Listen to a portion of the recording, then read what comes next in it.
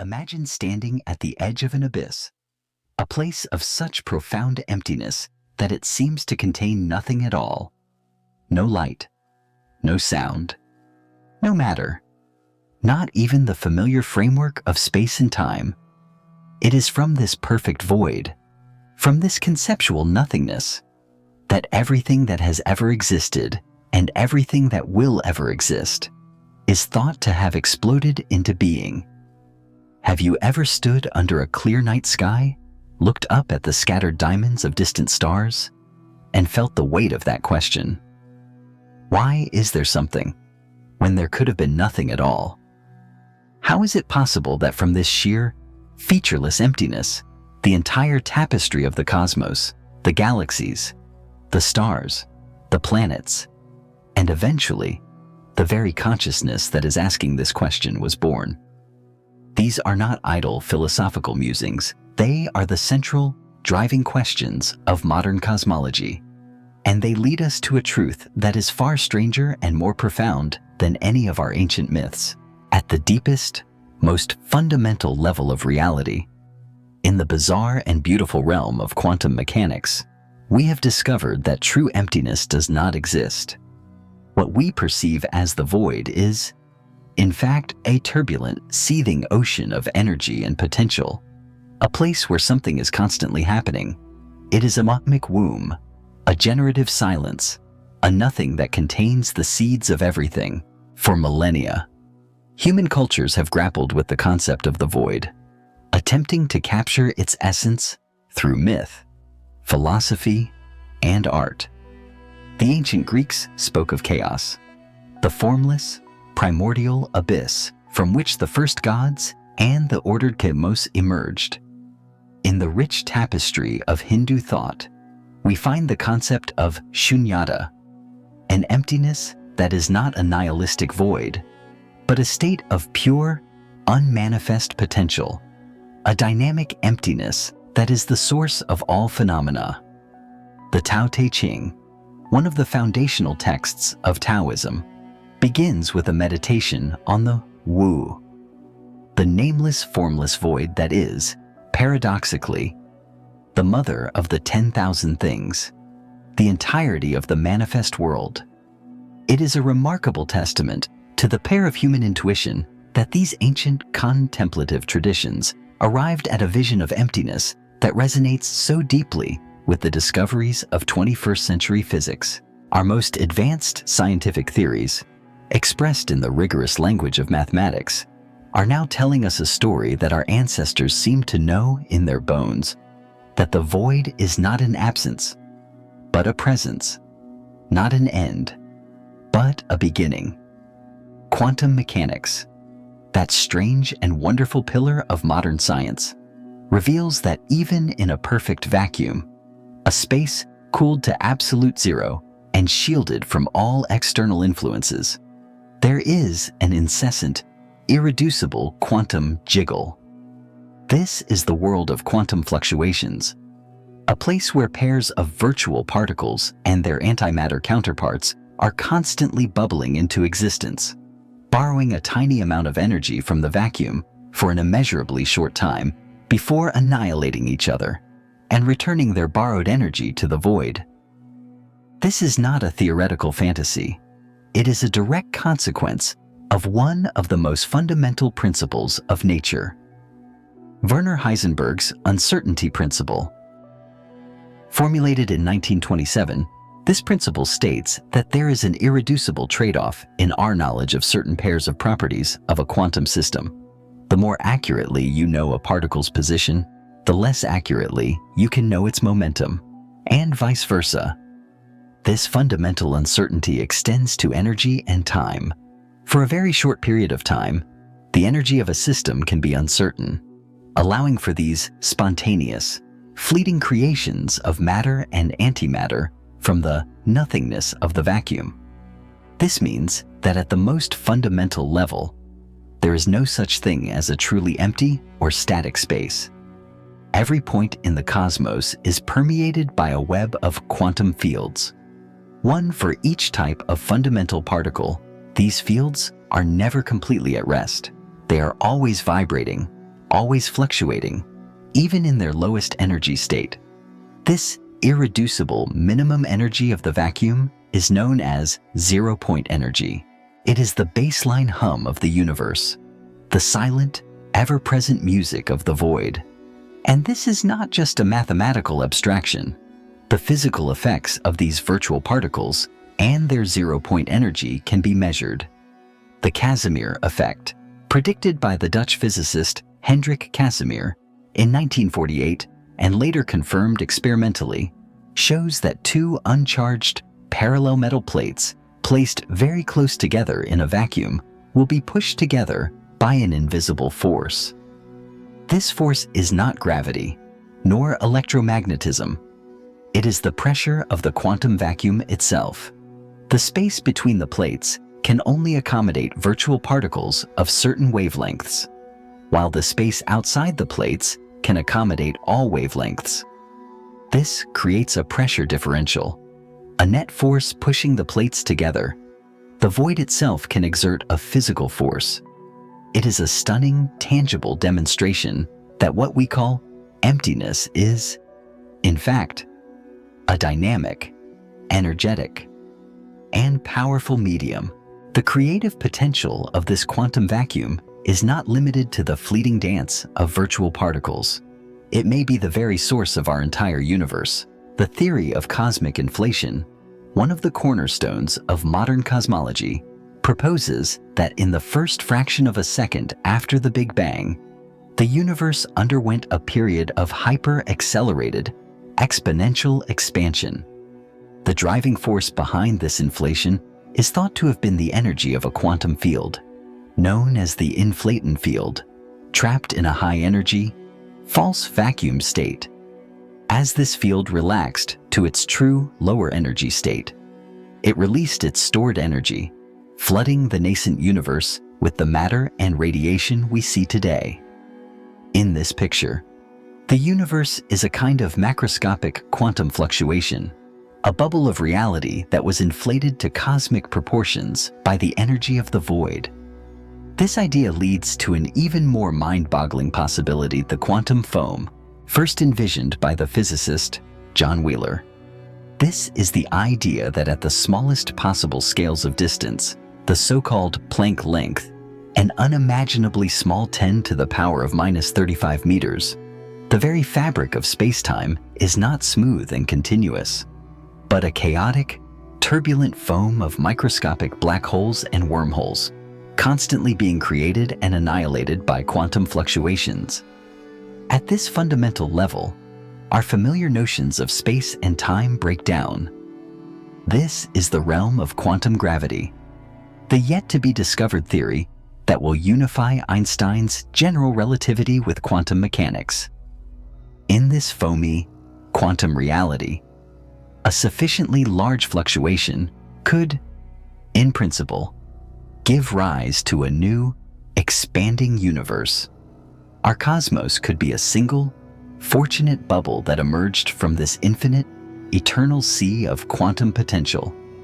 This is the scientific version of a universe from nothing, a concept explored by physicist Lawrence Krauss. The nothing in this context is not an absolute philosophical void, but the rich, dynamic, and endlessly creative quantum vacuum. This completely inverts our classical understanding of reality. We no longer see the void as a passive, empty stage upon which the cosmic drama unfolds. We see the void itself as the primary actor, the generative source, the mother of all that is. The emptiness between the stars is not an absence. It is the presence of an infinite potential, a potential that, some 13.8 billion years ago, blossomed into the vast, complex, and beautiful universe we call home. And so, as you lie in the quiet of the night, as your consciousness begins to drift into the silent, inner space of sleep, you are, in a sense, returning to this primordial state. You are entering your own personal quantum vacuum, a space of pure potential, a space where new thoughts, new dreams, and new realities can be born from the creative silence of your own being.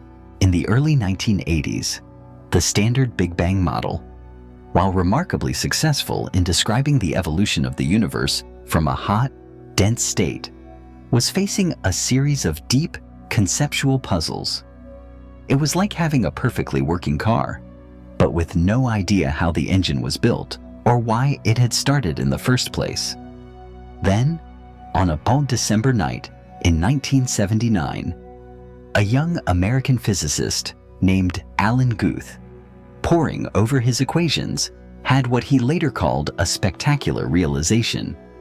He had stumbled upon the cosmic ignition key. The theory he conceived that night, the theory of cosmic inflation, would not just solve the lingering puzzles of the Big Bang. It would fundamentally reshape our understanding of the first infinitesimal moments of creation, and it would do so by unleashing the immense creative power of the quantum vacuum. The story that inflation tells is a dramatic one. It proposes that in the very first flicker of time, between roughly 10 to the power of minus 36 and 10 to the power of minus 32 seconds after the Big Bang, the universe underwent a period of astonishing, hyper-accelerated, exponential expansion. It was a cosmic growth spurt of truly epic proportions. During this fleeting, almost timeless instant, the size of the universe increased by a factor of at least 10 to the power of 26. A number so large it is difficult to represent with analogies. It is like taking an object smaller than a single proton and stretching it to the size of a grapefruit in a time far shorter than it takes light to cross that same proton. This is not just an expansion in space. It is an expansion of space itself, a stretching of the very fabric of reality at a rate that completely dwarfs the speed of light. The engine that powered this explosive growth, according to inflationary theory, was the energy of a quantum field, dubbed the inflaton field, which was momentarily trapped in a high-energy, unstable state known as a false vacuum. Imagine a ball perched precariously in a small divot at the very peak of a vast, steep hill. It possesses a huge amount of potential energy, and it is in a state of metastable equilibrium. A tiny, quantum jiggle is all it would take to send it cascading down the hill, releasing its stored potential energy as the kinetic energy of motion. The false vacuum of the early universe was like this ball at the top of the hill. It was a state of incredibly high and uniform energy density, and this energy had a peculiar and powerful property. It exerted a strong, negative pressure, which, according to Einstein's theory of general relativity, creates a powerful gravitational repulsion. It was this anti-gravity of the false vacuum that drove the exponential, inflationary expansion. Eventually, this false vacuum state decayed, like the ball rolling down the hill, into the true, lower energy vacuum state of our current universe. This process, called reheating, was a cataclysmic event. The immense energy that had been stored in the inflaton field was released, flooding the now vast, empty universe with a hot, dense, and uniform soup of fundamental particles and radiation. This is the starting point of the standard hot Big Bang model. Inflation, in this sense, is not an alternative to the Big Bang. It is a prequel, a brilliant and necessary prologue that sets the stage and explains the seemingly miraculous initial conditions from which the rest of cosmic history unfolded. The true elegance of inflationary theory lies not just in its dramatic narrative, but in its remarkable ability to solve the deep, conceptual puzzles that had plagued the standard Big Bang model. One of the most profound of these was the horizon problem. When we observe the cosmic microwave background, CMB, the faint, relic radiation from the infant universe, we find that it has an almost perfectly uniform temperature in all directions. To an accuracy of about 1 part in 100,000, This is a profound mystery. In the standard Big Bang model without inflation, regions of the sky that are on opposite horizons today were never in causal contact with each other. They were too far apart for light, or any other signal, to have traveled between them in the time since the beginning of the universe. So, how could they have possibly reached the same temperature? It is as if you walked into a vast, cavernous room and found that the temperature at every single point was identical to within a tiny fraction of a degree, without any heating or cooling system to have ever been turned on. Inflation provides a beautifully simple solution. Before the period of exponential expansion, the region of space that would eventually become our entire observable universe was an incredibly tiny, subatomic patch. It was so small that it was in perfect causal contact with itself. There was plenty of time for all parts of this patch to interact, to exchange energy, and to reach a state of thermal equilibrium, a state of uniform temperature. Inflation then took this tiny, smooth patch and stretched it to astronomical proportions in the blink of an eye. The uniformity was preserved, locked into the expanding fabric of space, creating the smooth, isotropic universe we see today. The second major puzzle solved by inflation is the flatness problem. According to general relativity, the geometry of space-time is determined by its total density of matter and energy. If this density is above a certain critical value, the universe will be closed, like the surface of a sphere, and will eventually collapse. If it is below the critical value, the universe will be open, like the surface of a saddle, and will expand forever. The flat universe of Euclidean geometry is a special knife-edge case, corresponding to a density that is exactly equal to the critical density, and our observations tell us that our universe is astonishingly, exquisitely flat. For this to be the case, the initial density of the universe at the time of the Big Bang would have had to be fine-tuned to a degree of precision that is almost beyond comprehension, about 1 part in 10 to the power of 60. This seems like an absurdly improbable coincidence. Inflation solves this problem in a natural and elegant way. Any initial curvature that the universe may have had, whether positive or negative, would have been stretched out and flattened by the immense exponential expansion, in the same way that inflating a small, wrinkled balloon to the size of the Earth would make its surface appear perfectly flat to an observer on it. Inflation drives the geometry of the universe so close to perfect flatness that it is, for all practical purposes, indistinguishable from it. But inflation does more than just solve old problems. It makes a remarkable and testable prediction. The theory states that the tiny, unavoidable quantum fluctuations in the inflaton field itself during the period of inflation would not have been smoothed out. Instead, they would have been stretched to macroscopic and even astronomical scales. These stretched-in-time quantum fluctuations would have become the seeds of cosmic structure, the tiny variations in density that, over billions of years, would grow under the influence of gravity to become all the galaxies, the clusters of galaxies, and the vast cosmic web that we see today. The specific statistical properties of these primordial fluctuations, they're near, but not perfect, scale invariants. They are a unique fingerprint of inflation, and they have been confirmed with stunning precision by our detailed maps of the cosmic microwave background.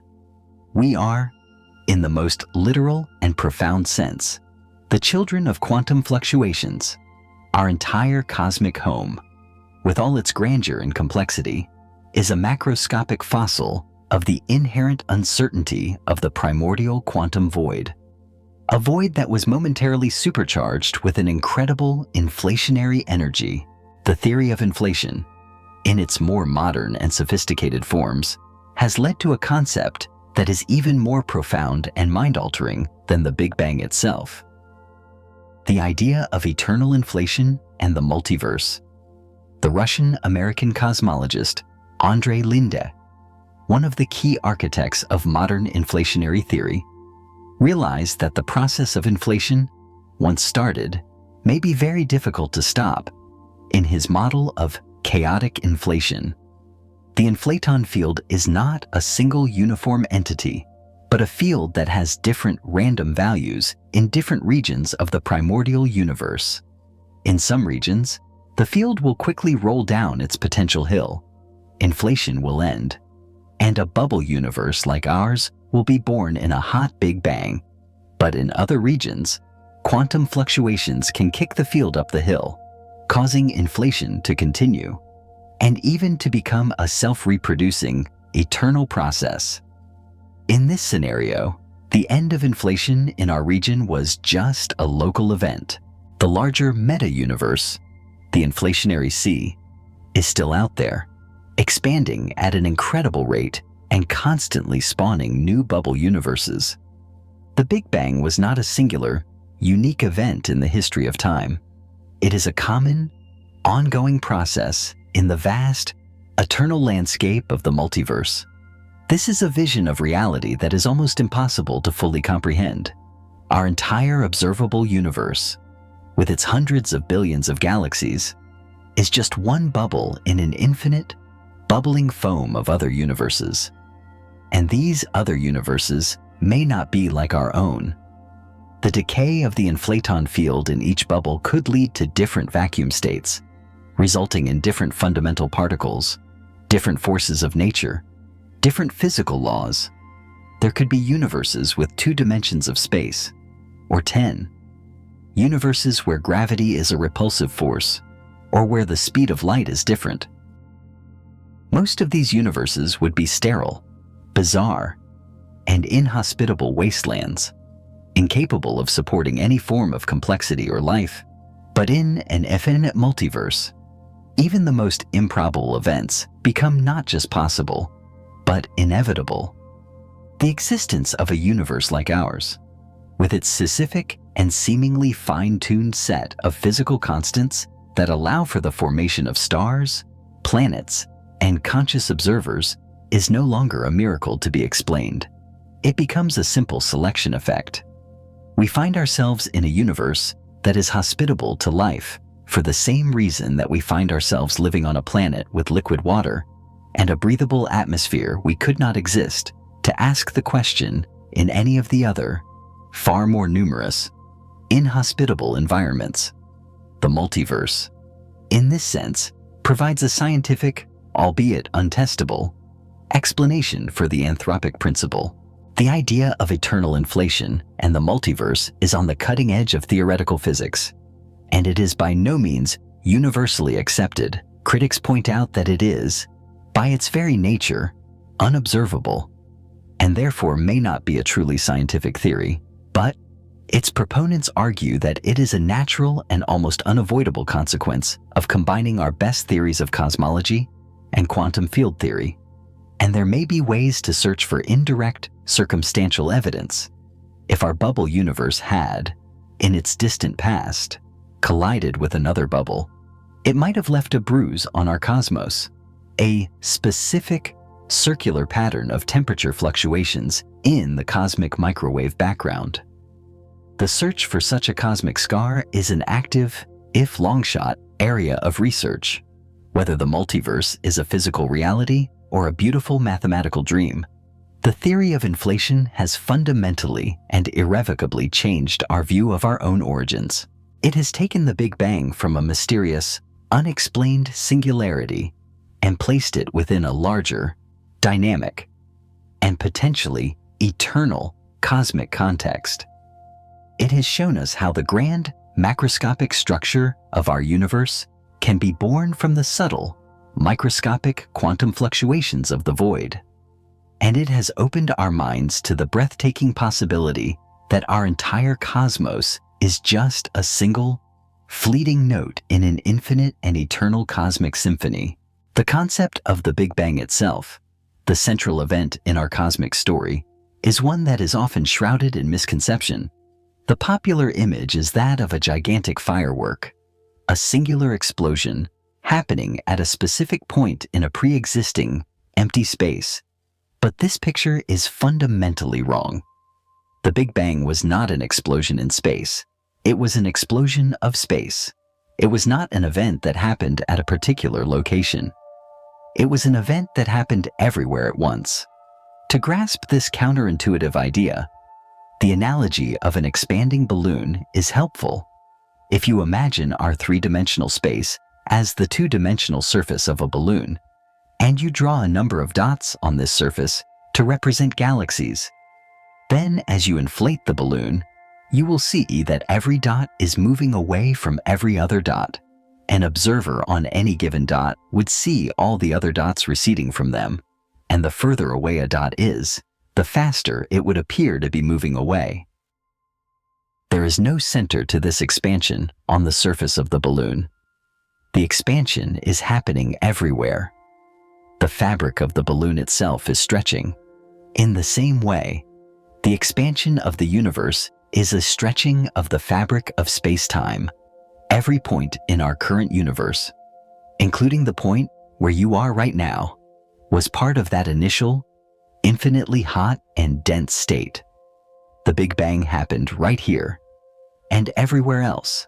This is a direct consequence of Einstein's general theory of relativity, which describes space and time not as a static, absolute background, but as a dynamic, physical entity that can be bent, warped, and stretched by the presence of matter and energy. The Big Bang, then, is not a theory of the origin of the universe from nothing. It is a theory of the evolution of the universe from a very hot, dense, and rapidly expanding initial state. It does not, in its standard form, address the question of what caused the Big Bang, or what, if anything, for it. Those are questions that lie beyond the domain of the theory.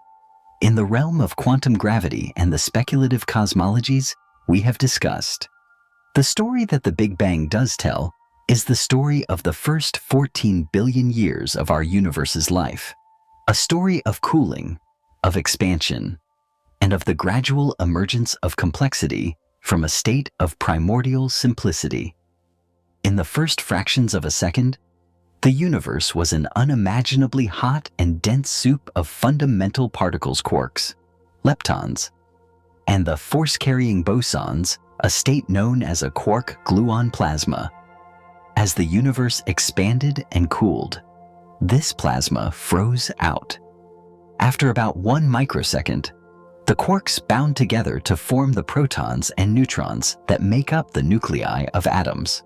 For the next few minutes, in a process known as Big Bang nucleosynthesis, these protons and neutrons fuse together to form the nuclei of the lightest elements, mostly hydrogen and helium.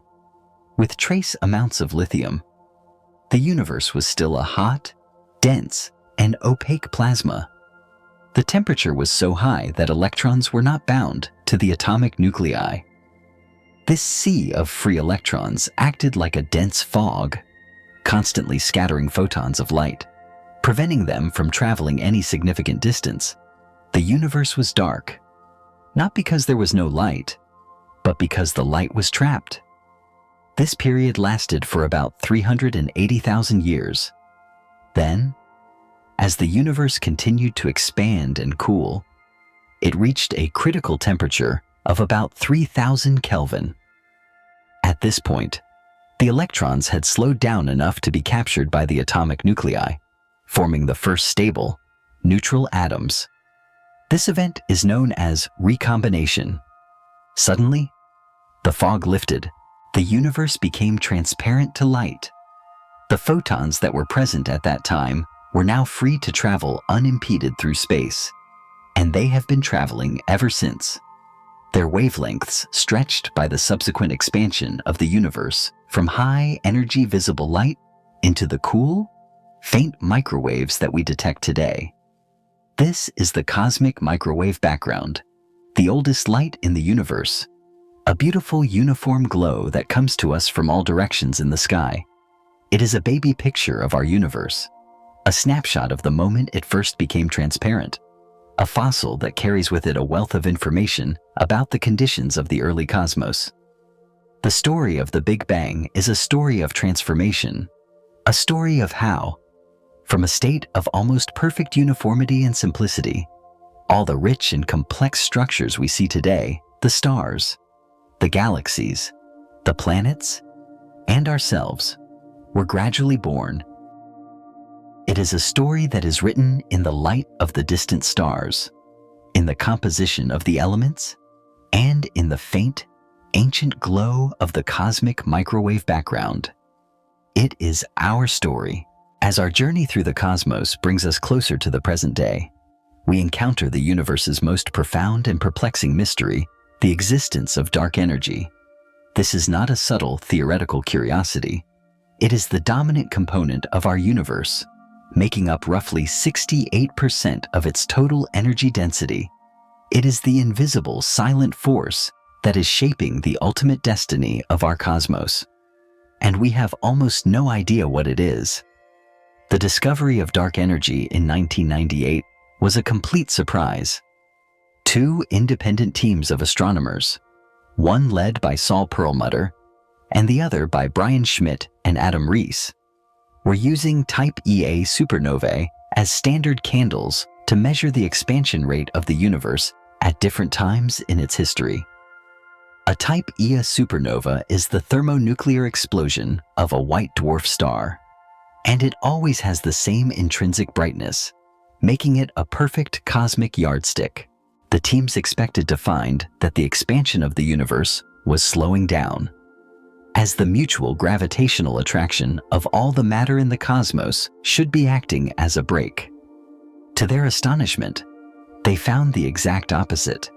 The distant supernovae were dimmer than expected, which meant they were further away than they should have been if the expansion was slowing down. The expansion of the universe is accelerating.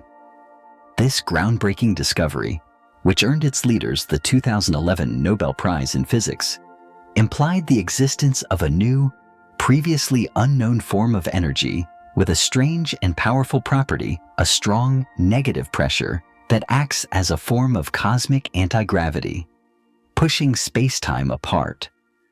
This is what we call dark energy. The simplest and most natural candidate for dark energy is the energy of the quantum vacuum itself.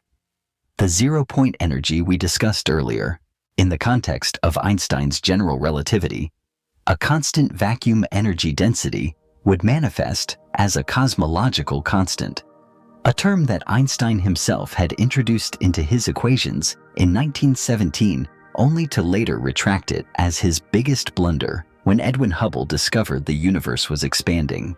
In a beautiful historical irony, modern cosmology has resurrected Einstein's blunder and made it the centerpiece of our standard cosmological model. A universe dominated by a cosmological constant has a strange and counterintuitive property. As space expands, the density of matter and radiation decreases, as they are spread out over a larger volume, but the density of vacuum energy remains constant. This means that as the universe gets bigger, the total amount of dark energy increases. It is as if new energy is being created from the expanding space itself. In the early universe, when the density of matter and radiation was very high, the effects of dark energy were negligible. But as the universe expanded and thinned out, dark energy gradually became the dominant component. It took over from gravity as the primary driver of cosmic evolution about 5 billion years ago, and it has been accelerating the expansion ever since. The problem, as we have seen, is the vacuum catastrophe. The theoretical value of the vacuum energy calculated from quantum field theory is an absurd 120 orders of magnitude larger than the observed value of dark energy.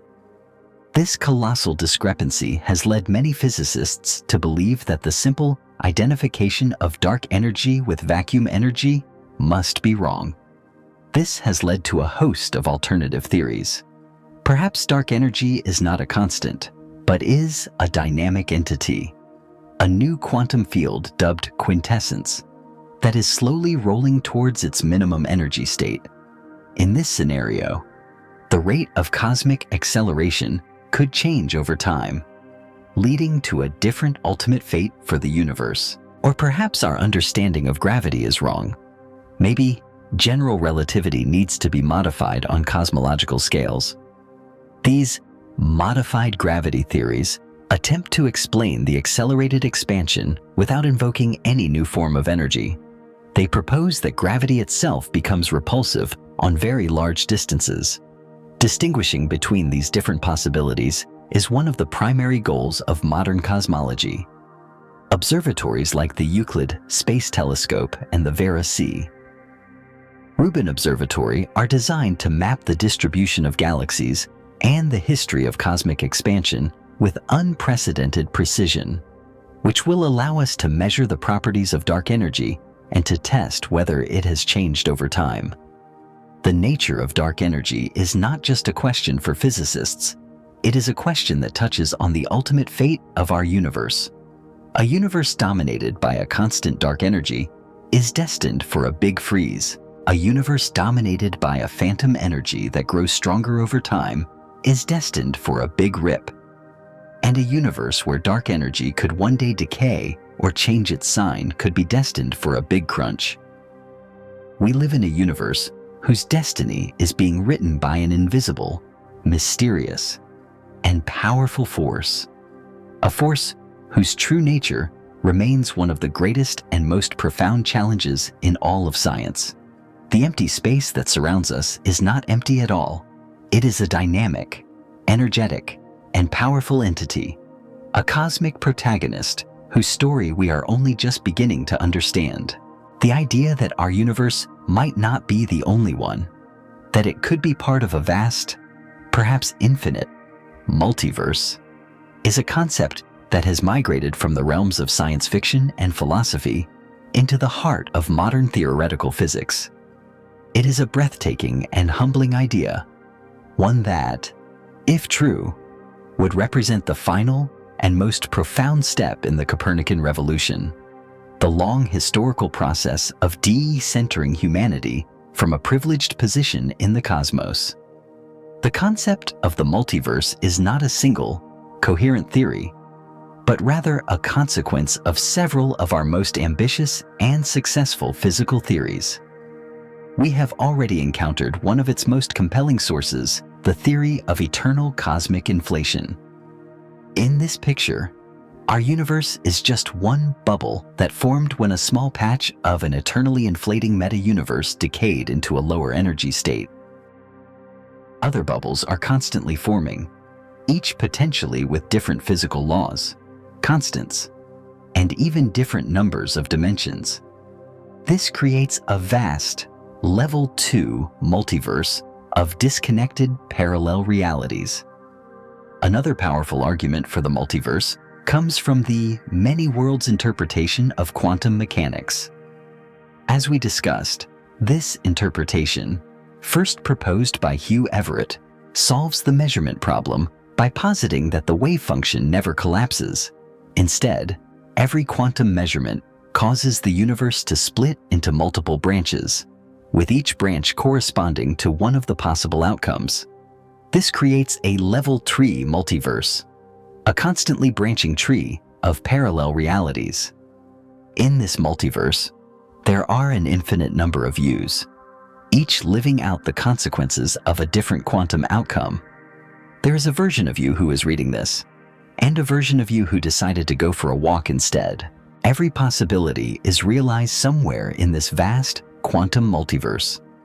A third, and more straightforward, type of multiverse is the level 1 multiverse.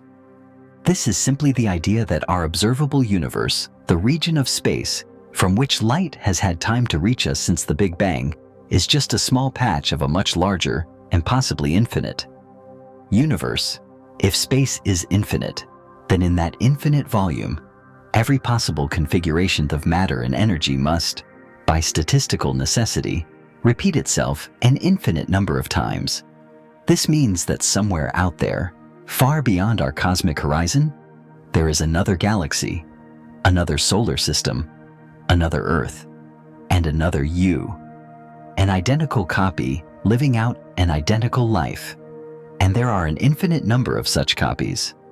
This is a staggering and deeply unsettling thought, one that challenges our sense of individuality and uniqueness. Finally, there is the most abstract and philosophical type of multiverse, the Level 4, or mathematical universe, proposed by physicist Max Tegmark. This is the idea that physical reality is, at its core, a mathematical structure.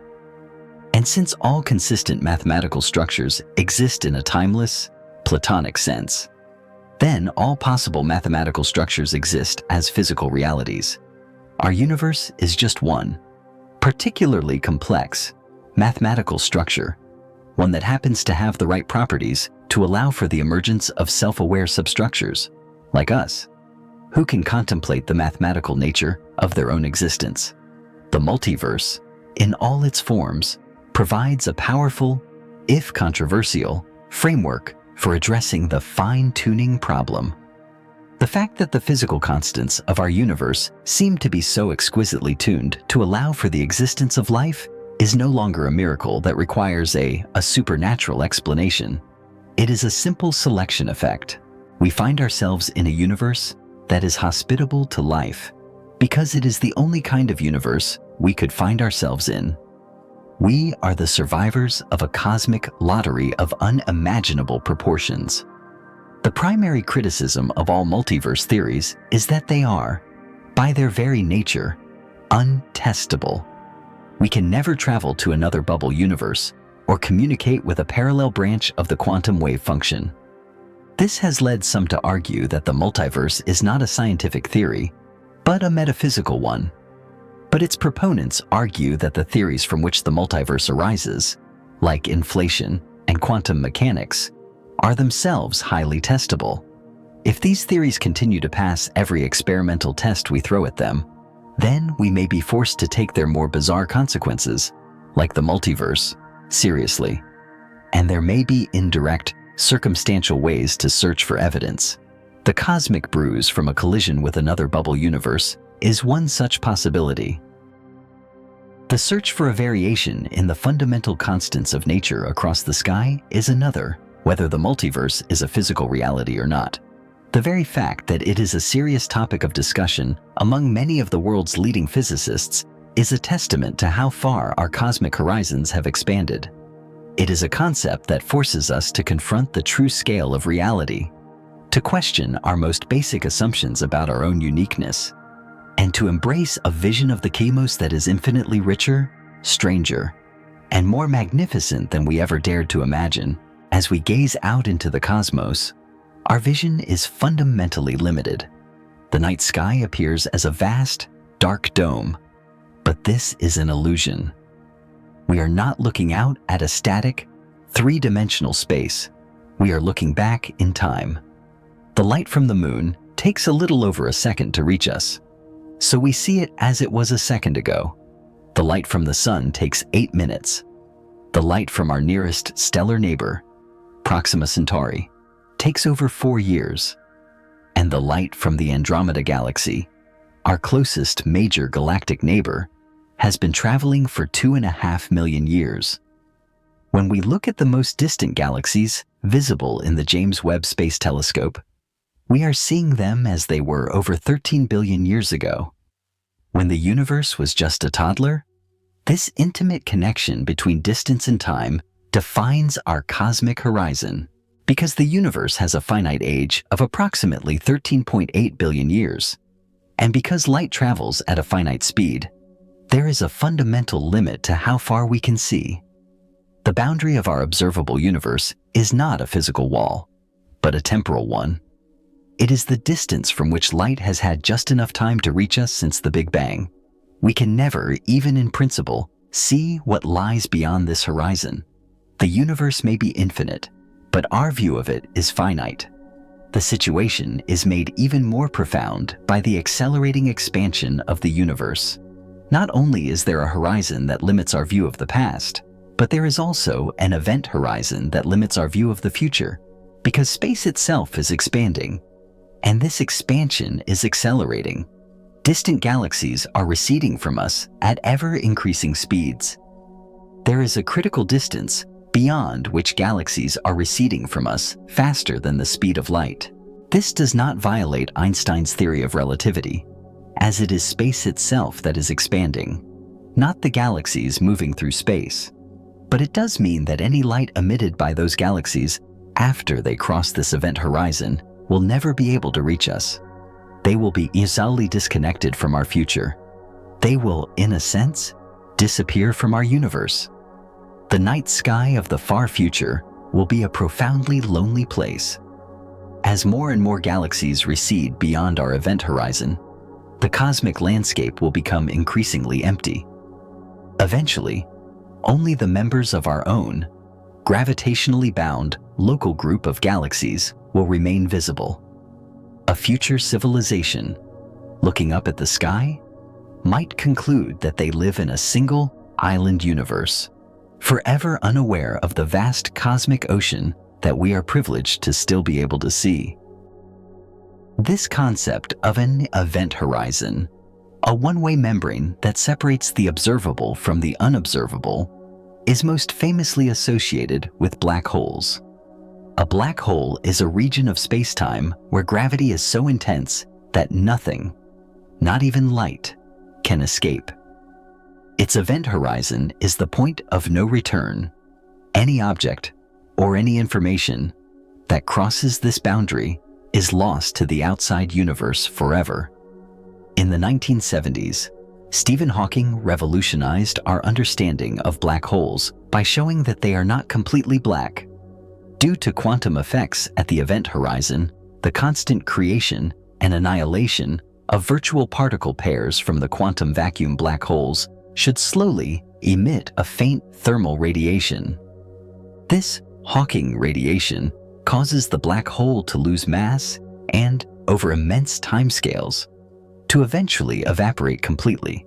This brilliant theoretical discovery, which elegantly weaves together the principles of general relativity, quantum mechanics, and thermodynamics, also gave rise to one of the deepest paradoxes in modern physics, the black hole information paradox.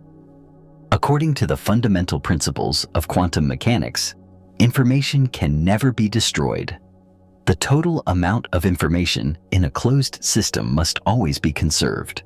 But if you throw an encyclopedia, with all its rich and complex information, into a black hole, that information seems to be lost forever behind the event horizon. And when the black hole evaporates, the Hawking radiation it emits appears to be purely thermal and random, containing no memory of the information that fell in. So, where does the information go? Is it truly destroyed? In violation of one of the most sacred principles of physics? Or does it somehow escape, subtly encoded in the quantum correlations of the outgoing radiation?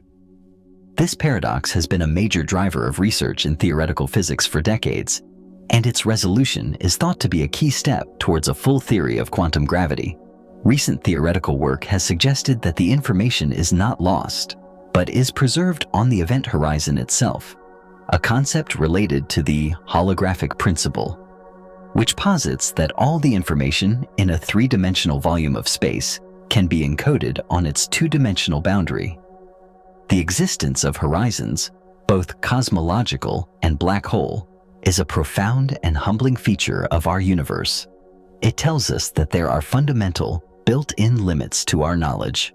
There are parts of the cosmos and aspects of nature that may forever lie beyond the reach of our direct observation, but they are also a powerful spur to our theoretical imagination, forcing us to devise new and creative ways to understand the realities that are hidden from our view.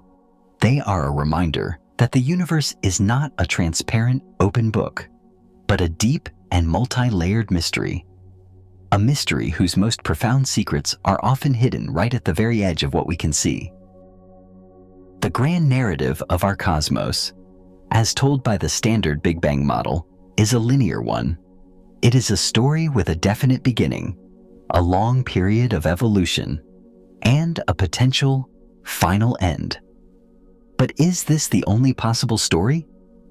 Could the universe be a more timeless, more cyclical entity, an eternal dance of creation and destruction, with no absolute beginning or end?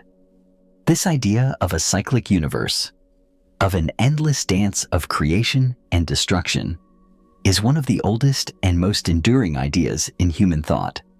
It is found in the kalpas of Hindu cosmology, vast time cycles of cosmic creation, maintenance, and dissolution.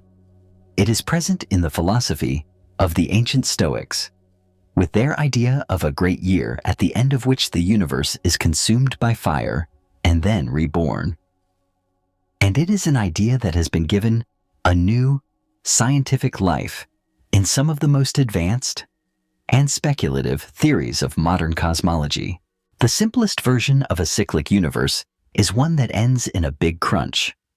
If the total density of matter and energy in the universe is high enough, then the mutual gravitational attraction will eventually overcome the cosmic expansion, causing the universe to slow down, stop, and then begin to contract, eventually collapsing back into a hot, dense singularity, a mirror image of the Big Bang.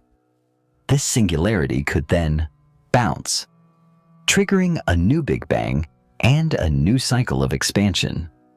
This bouncing universe model was popular for a time, but it fell out of favor with the discovery of dark energy and the accelerating expansion of the universe, which seems to rule out an eventual collapse. It also suffers from a serious theoretical problem, the second law of thermodynamics. With each cycle, the entropy, or disorder, of the universe should increase. This means that each cycle should be longer and more diffuse than the last. And it is hard to see how a universe that has existed for an infinite number of cycles in the past could still be in the relatively ordered state we see today. But in the early 21st century, a new and more sophisticated version of the cyclic model was proposed by physicists Paul Steinhardt and Neil Turok. Their ekpyrotic or cyclic model is based on the ideas of string theory and extra dimensions. In this picture, our universe is a three-dimensional brane, or membrane, floating in a higher dimensional space, or bulk. There is another parallel brane nearby. In this picture, the Big Bang is not the beginning of time, but is the result of a gentle periodic collision between our brane and this other brane. Each collision releases a tremendous amount of energy, which is converted into the hot, dense matter and radiation of a new cosmic cycle. After the collision, the branes move apart, and our universe expands and cools, just as in the standard Big Bang model. But the story does not end there. A form of dark energy, in this model a potential energy between the branes, eventually causes them to slow down and begin to move back towards each other, drawn together by a spring-like force. This leads, after a period of slow contraction, to another gentle collision, another Big Bang, and the beginning of a new cycle. Each of these cycles could last for 1 trillion years or more, an almost unimaginable timescale from a human perspective, but just a single beat in the eternal rhythm of the cosmos. This cyclic model has several elegant features. It avoids the initial singularity of the standard Big Bang model, as the branes themselves never reach infinite density. It can also explain the observed smoothness and flatness of our universe without the need for a period of cosmic inflation. The smoothness is a result of the long period of slow contraction before the last bang, which had plenty of time to smooth out any irregularities. It also provides a natural explanation for dark energy as the force that drives the cycles. The model also offers a potential solution to the entropy problem. The vast expansion that occurs during each cycle so dilutes the entropy that it becomes negligible, effectively resetting the cosmic clock. The cyclic model is still a minority view in the cosmological community, and it faces a number of significant theoretical challenges, particularly in describing the physics of the brain collision itself, a process that requires a full, and as yet unknown, theory of quantum gravity. But it remains one of the most compelling and well-developed alternatives to the standard inflationary Big Bang paradigm. It offers a vision of the cosmos that is not a one-off event, but an eternal, self-renewing, and resilient process. It is a vision that connects the frontiers of theoretical physics with some of the oldest and most profound intuitions of the human spirit. It is a reminder that the story of the universe may not have a beginning or an end, but may be a beautiful and endlessly repeating cosmic poem. The apparent, exquisite fine-tuning of the fundamental constants of nature to allow for the existence of life is one of the most puzzling and philosophically charged aspects of modern cosmology. It is as if we have walked into a cosmic casino and found that all the roulette wheels have been preset to the winning numbers. The strength of gravity, the mass of the electron, the value of the cosmological constant. If any of these numbers were even slightly different, the universe would be a sterile and lifeless place. This has led to the formulation of the anthropic principle, a controversial but powerful idea that attempts to explain this cosmic coincidence by appealing to our own existence as observers. The weak anthropic principle is a relatively straightforward and almost tautological statement. It simply says that the conditions we observe in the universe must be compatible with our own existence. We are here, we are conscious, we are made of carbon, and therefore, the universe must have properties that allow for the formation of carbon-based, conscious observers. This is a form of selection bias. We are filtering the possible universes we could observe by the very fact of our own being. It is like a fish wondering why the world is so full of water. It is a valid, but not particularly deep explanation. The strong anthropic principle. However, he makes a much bolder and more metaphysical claim. It suggests that the universe is, in some sense, compelled to have properties that allow for the emergence of life and consciousness at some point in its history. This can be interpreted in several ways, from the theological, a divine designer, to the teleological, a cosmic purpose. The anthropic principle, in its weak form, finds a natural and scientific home in the context of the multiverse. If our universe is just one of a vast, perhaps infinite, ensemble of other universes, each with its own randomly assigned set of physical constants, then the fine-tuning problem dissolves. It is no longer a miracle that we find ourselves in a universe that is hospitable to life. It is a statistical inevitability. We are simply living in one of the rare, life-friendly bubbles in the vast, cosmic landscape of the multiverse. This is a powerful and elegant explanation, but it comes at a price. It requires us to accept the existence of a potentially infinite number of unobservable universes, a concept that many find to be a violation of the principle of Occam's razor, which states that we should not multiply entities beyond necessity. The debate between the multiverse anthropic explanation and the search for a more fundamental, unified theory that would uniquely determine the values of the constants is one of the central intellectual battles in modern theoretical physics. Is the universe the way it is because it is the only way it could be, its properties fixed by a deep and elegant mathematical necessity? Or is it the way it is because it is just one of a vast ensemble of possibilities, and we are simply the lucky winners of a cosmic lottery? There are also alternative and more speculative approaches to the fine-tuning problem. The physicist Lee Smolin has proposed a model of cosmological natural selection.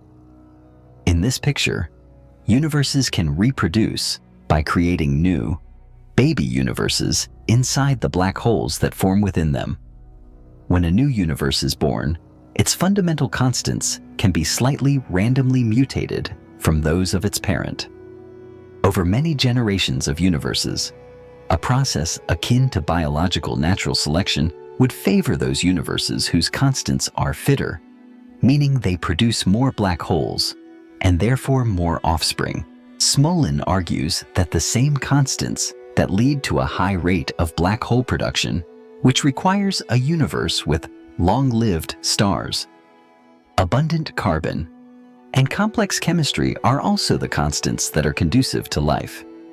In this view, our life-friendly universe is not a random fluke, but the product of a long, cosmic, evolutionary history.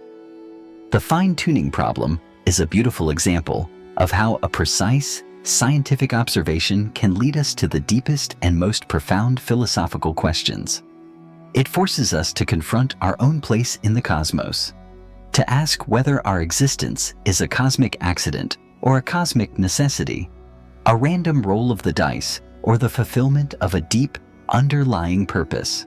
And as you lie on the threshold of sleep, you can ponder the fact that your own conscious awareness is the very thing that makes this question possible, a single, precious point of view from which the universe can begin to contemplate its own mysterious and perhaps meaningful existence.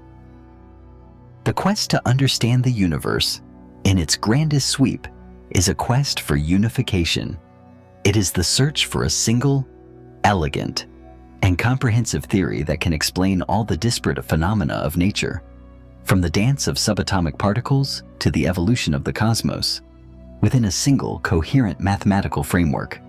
This was Einstein's dream, the goal he pursued for the last 30 years of an otherwise spectacularly successful scientific life, and it remains the holy grail of modern theoretical physics. The current state of our knowledge is a tale of two theories, general relativity and the standard model of particle physics.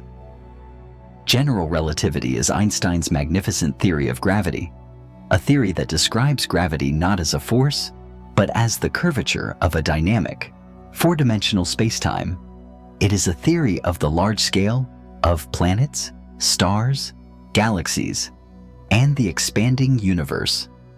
The standard model, on the other hand, is our theory of the small scale.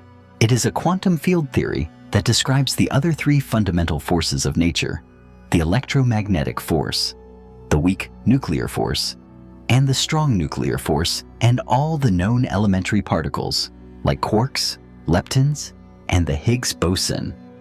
Both of these theories have been tested to an incredible degree of precision and have passed every experimental test with flying colors. They are, without a doubt, the two most successful scientific theories in the history of humanity. But they are fundamentally incompatible.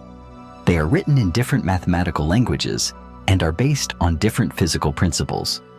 General relativity is a classical, deterministic theory of a smooth, continuous spacetime. The standard model is a quantum, probabilistic theory that plays out on a fixed, static spacetime background. This incompatibility becomes a critical problem in certain extreme regimes of nature, where both gravity and quantum effects are important. In the fiery crucible of the Big Bang, or in the infinitely dense singularity at the center of a black hole, our two great theories break down and give nonsensical, infinite answers. To understand these ultimate frontiers of reality, we need a new theory, a theory of quantum gravity that can seamlessly weave together the principles of general relativity and quantum mechanics. The search for this theory is the primary occupation of a large portion of the theoretical physics community today. One of the leading candidates, as we have seen, is string theory. In this ambitious framework, the fundamental constituents of reality are not point-like particles, but tiny, one-dimensional, vibrating strings. The different vibrational modes of these strings correspond to the different particles we see in nature. One particular vibration corresponds to the graviton, a hypothetical quantum particle of gravity. In this way, string theory naturally incorporates gravity into a quantum framework, but it does so at a price. The mathematical consistency of the theory requires the existence of extra hidden dimensions of space, typically 6 or 7 of them, which are curled up into a tiny, complex Calabi-Yau manifold at every point in our familiar three-dimensional space. The precise shape and size of these extra dimensions determine the properties of the strings, and therefore, the physical laws of our universe. String theory is a framework of breathtaking mathematical beauty and elegance, and it has the potential to unify all the forces and particles of nature. But it has, so far, failed to make any unique, testable predictions that would allow us to confirm or falsify it. The alternative approach is loop quantum gravity. Instead of starting with particles and trying to quantize gravity, loop quantum gravity starts with spacetime itself and tries to quantize it directly. In this theory, space is not a continuous background, but is made of discrete quantum atoms of space, each with a volume of about the Planck length cubed. These atoms are connected together in a network called a spin network, and the evolution of this network in time creates a spin foam. Space-time, in this picture, is not a smooth fabric, but a dynamic, evolving quantum graph. Loop. Quantum gravity is a beautiful and conceptually radical theory, and it has had some notable successes, such as providing a calculation of the entropy of a black hole. But like string theory, it is still a work in progress, and it has struggled to show how the familiar smooth space-time of our macroscopic world can emerge from this underlying, discrete quantum structure, and how the standard model of particle physics can be incorporated into its framework. The search for a unified theory of everything is one of the most difficult and ambitious endeavors in the history of science. It is a search that pushes the limits of our mathematics, our technology, and our very imagination. But it is a search that is driven by a deep and powerful faith, a faith that the universe, at its most fundamental level, is simple, elegant, and comprehensible. A faith that the two great warring narratives of modern physics can and must one day be united into a single, beautiful, and complete story. The cosmological constant problem, the vacuum catastrophe, is more than just a numerical discrepancy. It is a deep, conceptual chasm that lies at the very heart of modern physics, a stark and humbling reminder of the vastness of our own ignorance. The problem, in its essence, is the collision of our two most successful physical theories, general relativity and quantum field theory, in the seemingly simple context of empty space. Quantum field theory tells us that the vacuum is not empty, but is filled with a seething sea of zero-point energy, the sum of the ground state energies of all the quantum fields that pervade the universe. When we try to calculate the energy density of this vacuum, using the principles of quantum mechanics, we get a number that is staggeringly large. General relativity, on the other hand, tells us that any form of energy is a source of gravity. It curves space-time. If the vacuum energy were truly as large as the quantum calculation suggests, its gravitational effect would be catastrophic. It would curve spacetime so violently that the universe would have expanded into a diffuse, empty void in the first fraction of a second of its existence.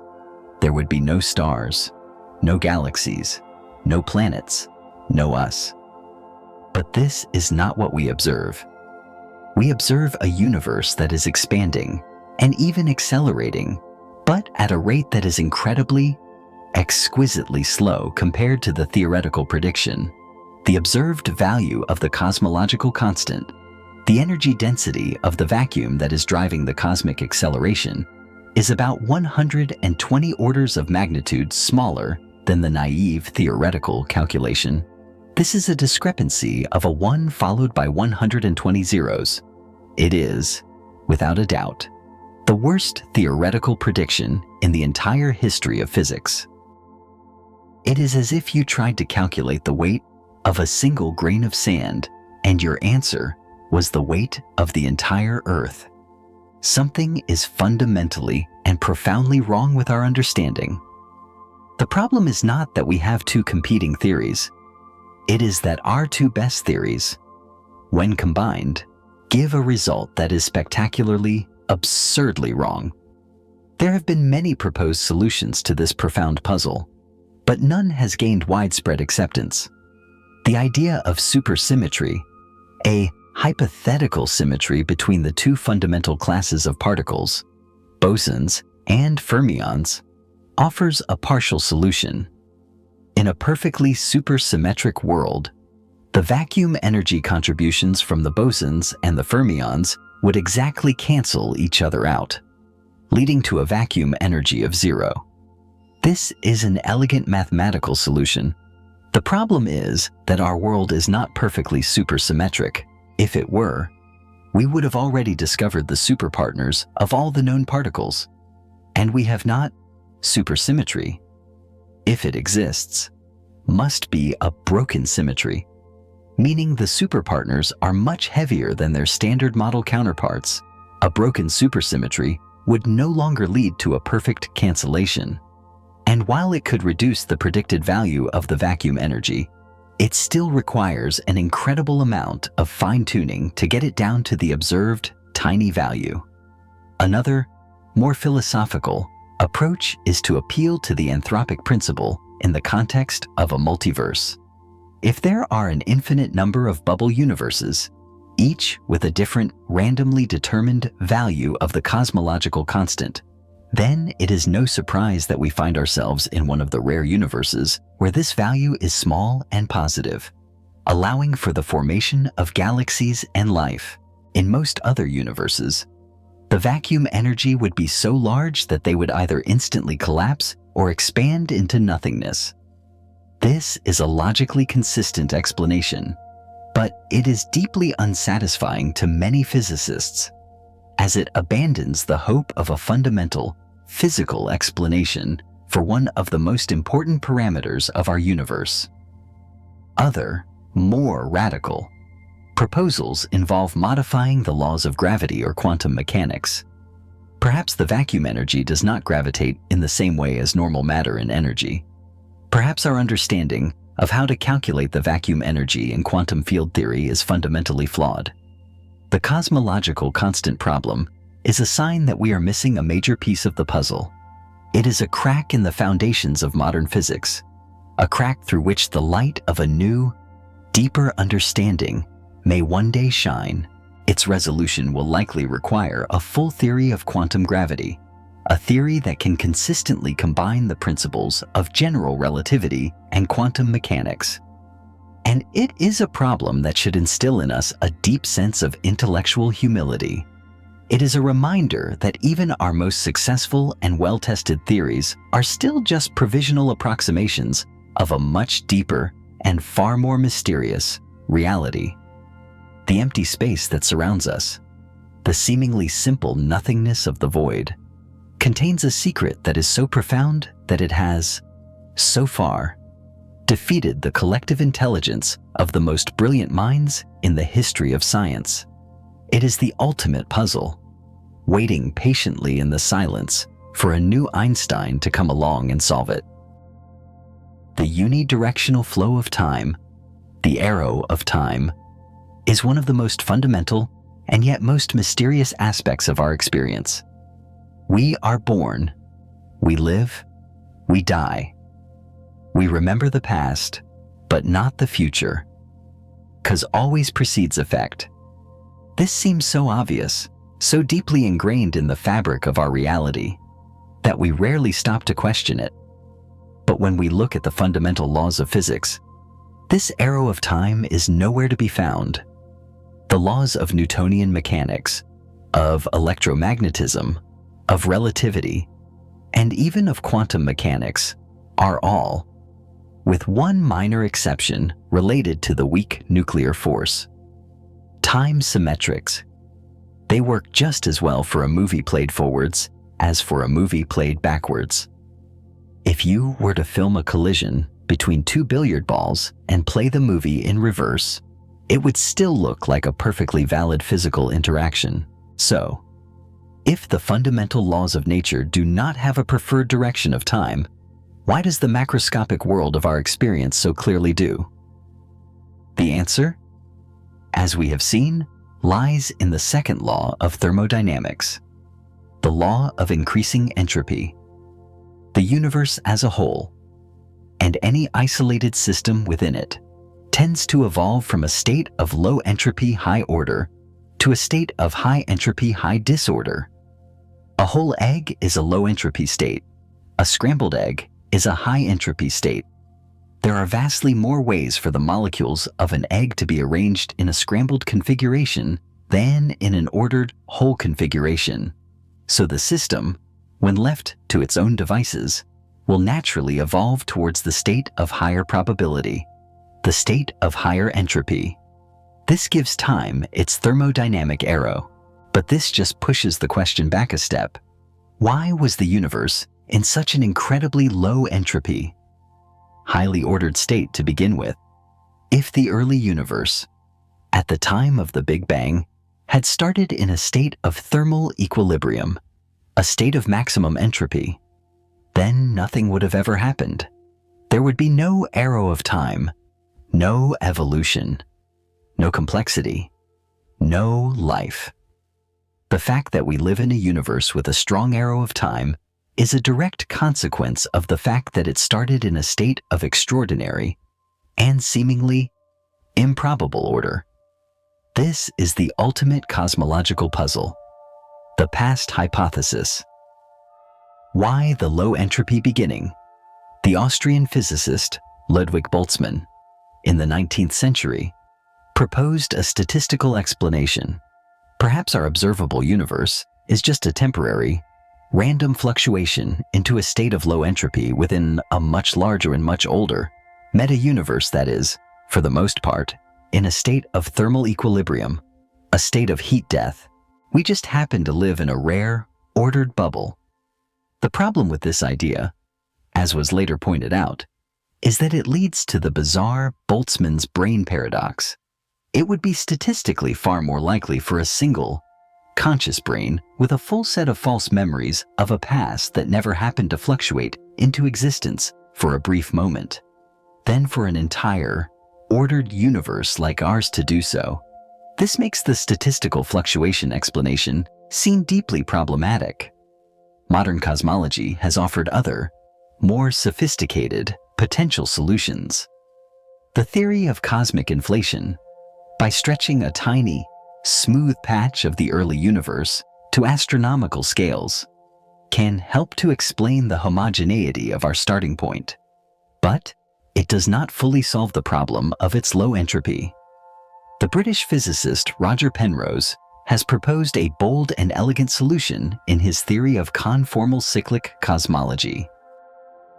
He argues that the far future of our universe, after an infinite amount of time has passed and all matter has decayed into a sea of massless photons, becomes geometrically indistinguishable from the hot, dense, low entropy state of a Big Bang for a new eon of the cosmos. In this picture, the universe goes through an infinite sequence of cycles, with the heat death of one eon becoming the low entropy Big Bang of the next. The arrow of time is reset with each new cycle.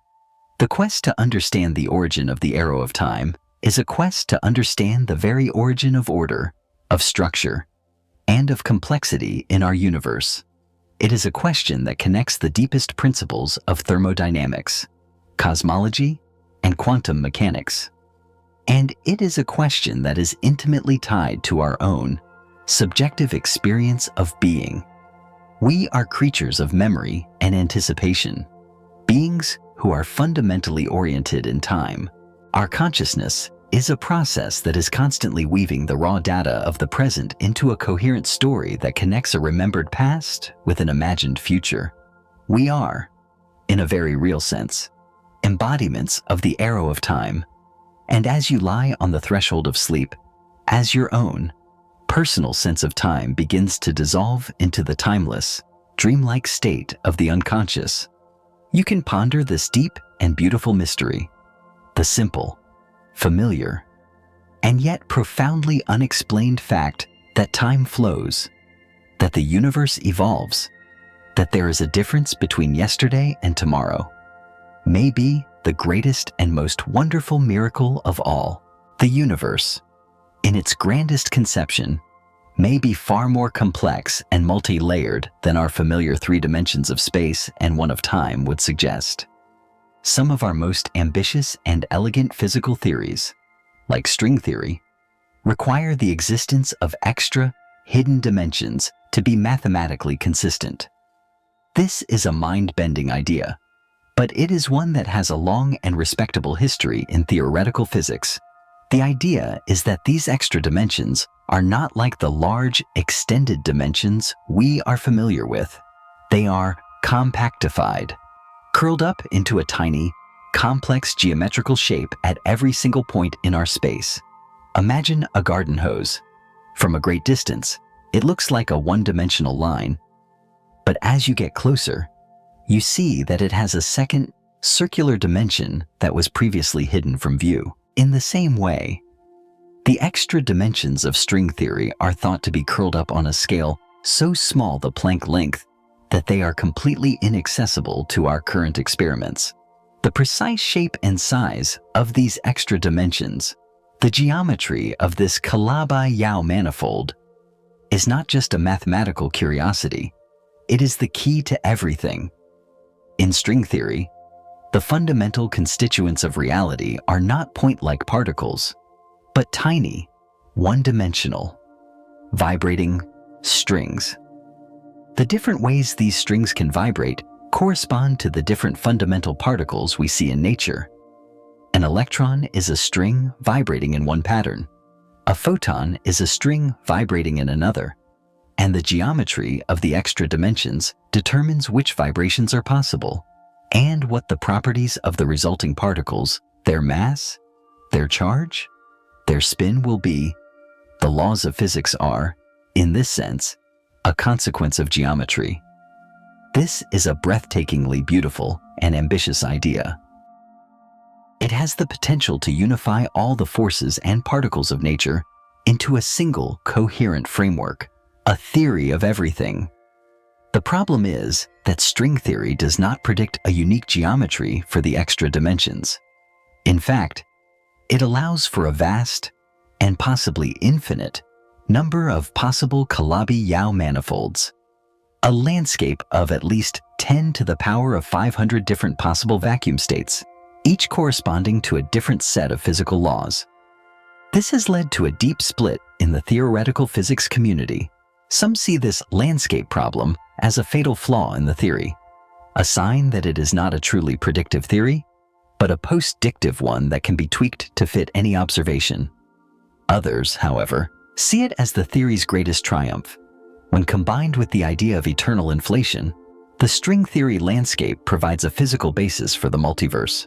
Each of the 10 to the power of 500 possible vacua could be realized in a different bubble universe, creating a vast ensemble of different physical realities. The anthropic principle then becomes a natural and powerful tool for explaining why we find ourselves in a universe with our specific set of physical laws. But the idea of extra dimensions has led to other equally fascinating cosmological models. The brain cosmology scenario, which we have touched upon, posits that our entire three-dimensional universe is a brain, a membrane floating in a higher dimensional bulk space. The forces, forces and particles of the standard model are confined to our brain, like drawings on a sheet of paper, while gravity, the geometry of space-time itself, is free to propagate in the bulk. This could explain why gravity is so much weaker than the other forces. Its influence is being diluted by the extra dimensions. This scenario opens up a host of new and exciting possibilities. There could be other parallel brains floating in the bulk, other universes separated from us by a tiny distance in a fourth spatial dimension. The Big Bang could have been the result of a collision between our brain and another. Dark matter could be the gravitational influence of matter on a nearby parallel brain. Dark energy could be the result of a force between the brains. These are speculative ideas, to be sure, and they are far from being experimentally verified, but they are not just idle fantasies. They are the logical consequences of taking our best physical theories seriously and following them to their ultimate conclusions. They are a testament to the power of the human imagination, guided by the rigor of mathematics, to conceive of realities that are far beyond the limits of our direct experience, and they serve as a profound reminder that the world we see, the familiar three dimensions of our everyday life, may just be a shadow, a projection of a much richer, much deeper, and much more complex multidimensional reality. As you close your eyes and your consciousness begins to detach from the familiar coordinates of your bedroom, you can let your mind drift into this higher dimensional space, a space where our entire universe is just a fragile membrane, a single note in a symphony played out in a reality whose true dimensionality we are only just beginning to imagine. The age-old dialogue between science and religion, between the empirical quest to understand the how of the universe and the spiritual quest to understand the why, has been one of the most fraught and also most fruitful in the history of human thought. The story of creation, the origin of the cosmos, has always been at the heart of this dialogue. For millennia, humanity has turned to its religious and mythological traditions to answer the ultimate questions of existence. The creation myths of the world, from the Genesis story of a six-day creation by an omnipotent God, to the Hindu concept of a cyclical universe born from the dream of Vishnu, are not scientific theories. They are profound, symbolic narratives that seek to provide a sense of meaning, of purpose, and of our place within a sacred cosmic order. Modern scientific cosmology, with its story of a 14-billion-year-old universe born from a Big Bang and governed by impersonal physical laws, can seem, at first glance, to be a direct and irreconcilable challenge to these ancient stories. This has led to a spectrum of responses. At one extreme, we find a position of conflict. Young Earth creationists, who insist on a literal interpretation of the Genesis story, reject the overwhelming scientific evidence for an old universe and for biological evolution. At the other extreme, we find a form of scientific materialism or scientism, which argues that science is the only valid path to knowledge, and that religious beliefs are simply outdated, pre-scientific superstitions that should be abandoned. But between these two warring poles, there lies a vast and fertile ground for a more nuanced and constructive dialogue. Many scientists and theologians today advocate for a position of independence or non-overlapping magisteria noma, a term coined by the late paleontologist Stephen Jay Gould. In this view, science and religion are two distinct and legitimate domains of human inquiry that address different kinds of questions. Science deals with the empirical realm, with the how of the natural world. Religion deals with the realm of ultimate meaning, of morality, of purpose, the why of human existence. They are two different languages, two different ways of knowing, and they are not in inherent conflict because they are not trying to answer the same questions. A third position is one of dialogue or integration. In this view, science and religion are not just independent, but can actually enrich and inform each other. Theologians can learn from the discoveries of science, which can provide a more accurate and awe-inspiring picture of the created world, a picture that can deepen and refine their theological understanding. The discovery of a vast, ancient, and evolving universe, for example, can lead to a more mature and less anthropocentric understanding of the creator. Scientists, in turn, can benefit from the deep existential questions and the ethical frameworks that religion provides. Science can tell us how to clone a human being, but it cannot tell us whether we should. The great questions of meaning, of value, of purpose, which are often the initial motivation for a scientific career, are not, in themselves, scientific questions. The Catholic Church, for example, has had a long and complex relationship with science, but its modern position is one of dialogue and integration. The Big Bang Theory was first proposed by a Catholic priest, Georges Lemaitre, and the Church today officially accepts the scientific accounts of the Big Bang and evolution as being compatible with Christian faith, seeing them as the means by which God's creative purpose unfolds in the world. In the Islamic tradition, there is a rich history of scientific inquiry during the Islamic Golden Age, and many contemporary Muslim thinkers are engaged in a vibrant dialogue between the Quranic worldview and the findings of modern science. And in the Eastern traditions, like Buddhism and Hinduism, the relationship is often even less fraught. The cyclical, vast, and non-theistic cosmologies of these traditions often have a more natural resonance with the worldview of modern physics than the linear, creation ex nihilo stories of the Abrahamic faiths.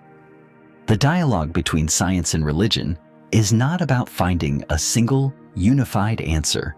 It is about fostering a sense of intellectual humility, a recognition of the limits of our own ways of knowing, and an appreciation for the different and equally valuable paths that humanity has taken in its long and enduring quest to understand its place in the grand, mysterious, and sacred tapestry of the cosmos. The ultimate question, the one that lies beneath all of our scientific and philosophical inquiries, is the question posed by the philosopher Gottfried Wilhelm Leibniz in the 18th century. Why is there something rather than nothing? This is a question that seems to teeter on the very edge of reason. Nothing, in an absolute sense, is almost impossible for the human mind to conceive of. And yet, it seems, on the face of it, to be the simpler, more natural state. Existence, with all its complexity, its laws, its beings, seems to demand an explanation. Why did the universe go to all the trouble of existing modern physics, as we have seen, has offered a scientific gloss on this question? The universe from nothing scenario in quantum cosmology suggests that our universe could have spontaneously tunneled into existence from a pre-existing quantum vacuum, a nothing that is not a true void, but a state of pure potential.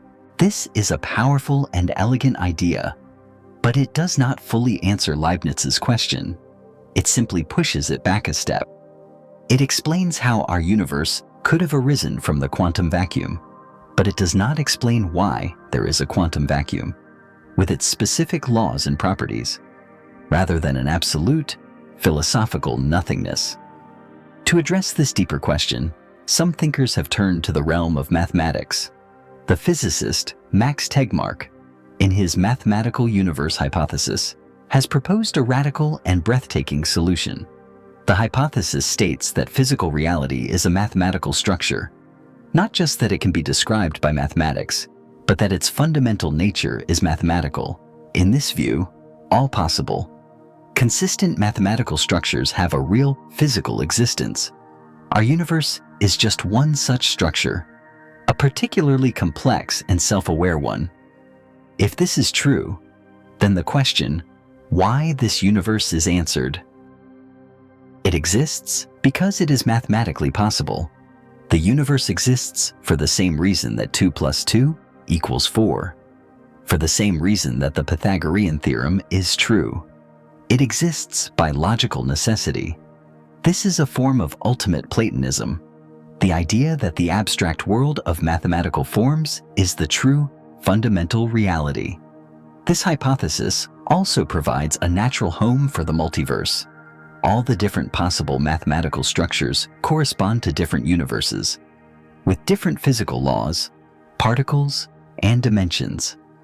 The fine-tuning problem is solved, and the existence of our universe is no longer a surprise, but a necessity.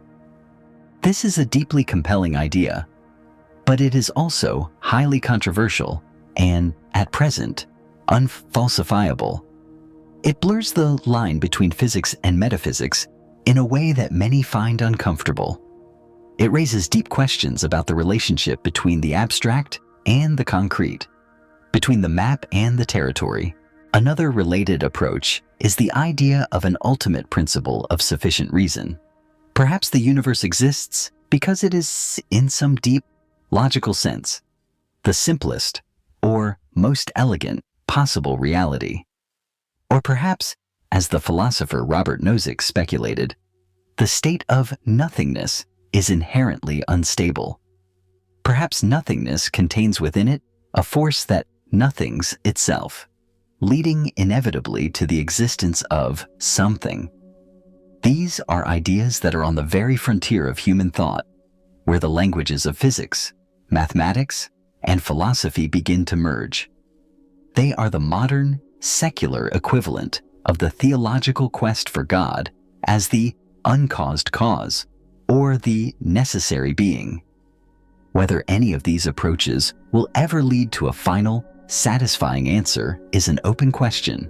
It is possible that the question, why is there something rather than nothing, is a question that is, in principle, unanswerable from within the system of existence. It may be a question that is designed not to be solved, but to be held, to be contemplated, to be a source of endless wonder and humility. And as you lie in the quiet of the night, on the verge of sleep, you can feel the weight and the beauty of this ultimate mystery, the very fact that you exist, that you are a conscious, questioning being in a universe of something, is a miracle that is either the result of a random, inexplicable chance, or the expression of a deep, beautiful, and inescapable logical necessity. The choice between these two perspectives may be the most fundamental choice of all. Our long and winding journey through the origin of the universe, from the quantum foam to the multiverse, from the Big Bang to the arrow of time, has been a journey through the landscape of modern science. But this entire landscape, with all its theories, its data, its equations, is ultimately perceived, conceived, and understood through the lens of one of the most mysterious and profound phenomena in the entire cosmos, our own: human consciousness. We have spoken of the observer in quantum mechanics, but what is this observer? Is it a simple mechanical measuring device? Or is there something special, something fundamental, about the role of a conscious mind in the unfolding of reality? This is a question that has haunted the fringes of physics for a century, and it is one that is now beginning to move closer to the center of scientific inquiry. The hard problem of consciousness. The question of how a physical system like the brain can give rise to the rich, subjective, and qualitative world of our inner experience remains one of the greatest unsolved challenges in all of science. The classical, materialistic view, which sees the brain as a complex biological computer and consciousness as an emergent property of its information processing, failed to provide a convincing explanation for the raw feel of experience. This has led some thinkers to propose that consciousness may not be an emergent property of complexity, but a fundamental property of the universe, on par with space, time, and mass. This is the essence of panpsychism, the ancient idea that mind, in some rudimentary form, is a ubiquitous feature of reality. In this view, an electron does not just have a physical aspect, but also a mental aspect, a tiny, primitive flicker of proto-consciousness. As matter becomes more complex and organized, as in a living cell or a human brain, these tiny flickers of mind can combine and integrate, giving rise to the rich, self-aware consciousness that we experience. This is a radical idea, but it is one that is gaining a new respectability as a potential solution to the hard problem. It avoids the seemingly impossible task of trying to get consciousness to emerge from purely non-conscious ingredients. Instead, it suggests that consciousness has been there all along, woven into the very fabric of the cosmos. The theory of orchestrated objective reduction. OR, proposed by Roger Penrose and Stuart A. Hameroff, offers a specific physical mechanism for how this might work. It suggests that consciousness is a quantum computational process occurring in the microtubules of our brain's neurons, a process that is intimately linked to the fundamental Planck scale geometry of space-time. In this model, each moment of conscious awareness is a quantum collapse event, a moment where the superpositional potential of the brain's quantum state is resolved into a definite classical experience. This is a bold and speculative theory, but it is one that makes testable predictions, and it is a beautiful example of how the mysteries of the quantum world and the mysteries of the mind might be two sides of the same deep coin. Another, related idea is that of the universe as a vast information processing system. The physicist John Wheeler's famous dictum, "It from bit," suggests that the fundamental reality is not matter or energy, but information, and that the physical world is a manifestation of this underlying informational reality. In this view, consciousness is not just a processor of information.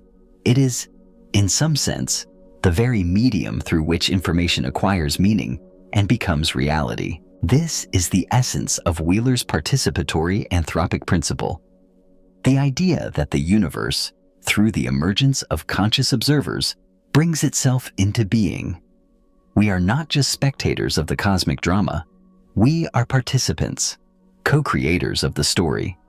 The questions we ask, the observations we make, the meaning we find, these are not just reflections of a pre-existing reality. They are an integral part of its ongoing creation. As you lie on the threshold of sleep, as your own individual consciousness begins to dissolve and merge into the vast, mysterious realm of the unconscious, you can ponder this profound and beautiful possibility. The very consciousness that is listening to these words, that is contemplating the origin of the universe, may not be just a fleeting, accidental byproduct of a random, chemical process on a small, insignificant planet. It may be a fundamental, necessary, and creative aspect of the cosmos itself, a tiny, precious window through which the universe comes to know, to feel, and to wonder at its own magnificent existence. Our exploration of the cosmos, both in its vast outer reaches and its deep inner nature, inevitably brings us to the edge of our own knowledge, to the horizon of what we can see and what we can know. We have peered back in time to the faint, ancient light of the first galaxies. We have conceived of realities beyond our own observable universe, of multiverses and extra dimensions. We have even dared to ask what might have come before the beginning of time itself. But in this quest, we are always confronted with our own fundamental limitations. The cosmic particle horizon, the boundary of our observable universe, is a real and seemingly insurmountable barrier. We can never directly see into the regions of space that lie beyond it. The cosmic event horizon, created by the accelerating expansion of the universe, is an even more final boundary, a one-way membrane that will forever hide the most distant parts of the cosmos from our view. The Planck scale, the realm of quantum gravity, represents a fundamental limit to the resolution with which we can probe the fabric of space-time, and the very nature of scientific inquiry, with its reliance on testable, falsifiable hypotheses, may mean that some of the grandest and most compelling ideas of modern cosmology, like the multiverse, will forever remain in the realm of metaphysics. But these limitations are not a cause for despair. On the contrary, they are a source of profound intellectual humility and a powerful spur to our creativity. The history of science is a history of pushing boundaries, of finding clever, indirect ways to probe the realities that lie beyond our direct grasp. We cannot see a black hole, but we can infer its presence from the dance of the stars that orbit it and from the gravitational waves it emits when it collides with another. We cannot see an exoplanet's surface, but we can deduce the composition of its atmosphere from the faint starlight that filters through it. In the same way, physicists are constantly devising new and ingenious ways to search for the indirect, circumstantial evidence of the realities that lie beyond our current horizons. They are searching for the cosmic bruises in the CMB that could signal a collision with another universe. They are looking for the subtle signatures of extra dimensions in the behavior of particles at the Large Hadron Collider. They are listening for the faint, primordial whisper of gravitational wheeze from the moment of inflation. This is a quest that requires patience, ingenuity, and a deep appreciation for the subtle art of scientific inference. It is a quest that acknowledges its own limits, but refuses to be bound by them. And this quest is not just about expanding our knowledge of the external world, it is also about expanding our understanding of ourselves.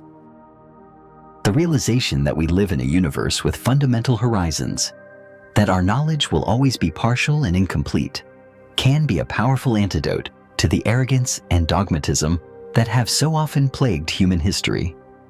It invites us to adopt a stance of openness, of curiosity, of wonder. It reminds us that the universe is not a problem to be solved, but a mystery to be lived.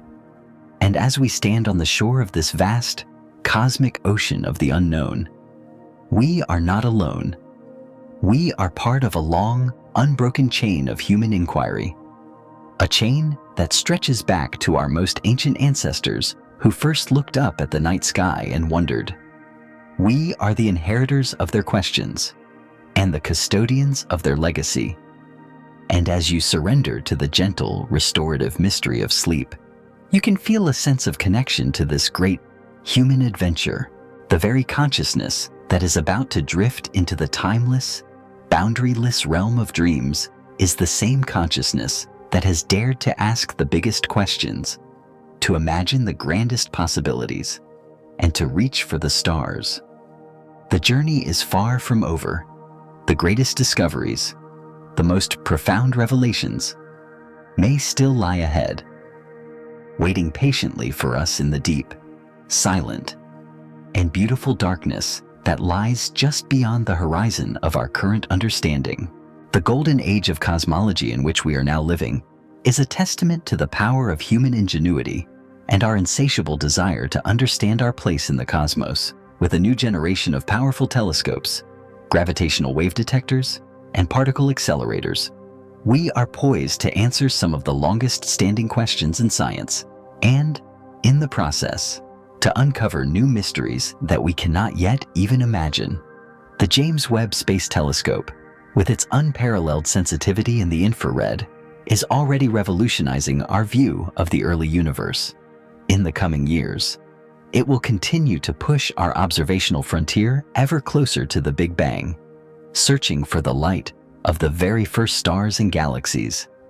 The cosmic dawn when the universe first lit up, it will provide us with detailed chemical fingerprints of the atmospheres of hundreds of exoplanets, searching for the telltale signs of life beyond Earth. It will peer into the dusty hearts of stellar nurseries and protoplanetary disks, giving us an unprecedented view of the birth of stars and worlds. On the ground, a new generation of massive 30-meter class optical telescopes, like the giant Magellan telescope and the 30-meter telescope, will provide a synergy with Webb, allowing for high-resolution follow-up observations of the most interesting objects it discovers. In the realm of radio astronomy, the Square Kilometer Array, a continent-spanning network of thousands of radio antennas, will map the distribution of neutral hydrogen in the early universe, providing a three-dimensional picture of the cosmic web and the epoch of reionization, the period when the light from the first stars and quasars ionized the neutral gas that filled the cosmos. The search for the nature of dark matter and dark energy will enter a new phase of precision. The Vera C. Rubin Observatory, with its vast 8.4-meter mirror and its 3.2 gigapixel camera, will survey the entire southern sky every few nights for a decade, creating the deepest and widest map of the universe ever made. Its data will allow us to trace the history of cosmic expansion with unprecedented accuracy, to map the distribution of dark matter through weak gravitational lensing on a vast scale, and to search for the fleeting signatures of transient events like supernovae and kilonovae. The Euclid Space Telescope will provide a complementary high-resolution view, mapping the shapes of billions of galaxies to study the subtle distortions caused by dark matter and dark energy. The detection of gravitational waves has opened a completely new window onto the universe, a window that allows us to hear the cosmos, not just see it. The current network of LIGO, Virgo, and Kagra detectors will be upgraded to increase their sensitivity, allowing them to detect the faint ripples in space-time from more distant and more exotic cosmic cataclysms. And in the 2030s, the Laser Interferometer Space Antenna LISA, a constellation of 3 spacecraft flying in a triangular formation millions of kilometers apart, will take gravitational wave astronomy into space. LISA will be sensitive to the low-frequency gravitational waves emitted by the mergers of supermassive black holes in the centers of distant galaxies, and potentially to the faint stochastic background of gravitational waves from the very first moments of the Big Bang itself. This could provide a direct, unambiguous confirmation of cosmic inflation and a glimpse into the physics of the universe at energies far beyond the reach of any terrestrial particle accelerator. On the theoretical front, the quest for a theory of quantum gravity will continue, guided by the subtle clues provided by these new observations, and perhaps by the new computational power of quantum computers, which could one day allow us to simulate the complex dynamics of quantum spacetime directly. This is a moment of unprecedented opportunity in the history of science. We are living at a time when we have the tools, the theories, and the global collaborative spirit to address some of the deepest and most profound questions that humanity has ever asked. The journey is long, the challenges are immense, and the ultimate answers may forever lie just beyond our grasp. But the quest itself, the shared human endeavor to understand our cosmic home, is one of the noblest and most beautiful expressions of our species. It is a quest that connects us to our past, gives meaning to our present, and inspires our hopes for the future. And as you close your eyes and let the universe of your own mind unfold in the quiet theater of your dreams, you can feel a sense of participation in this grand human adventure. The consciousness that is about to journey into the mysterious inner cosmos of sleep is the same consciousness that is, at this very moment, reaching out to the stars, listening for the echoes of creation, and striving to read the silent, beautiful, and endlessly fascinating story of the universe. Good night, and may your dreams be as vast and as wonderful as the cosmos itself.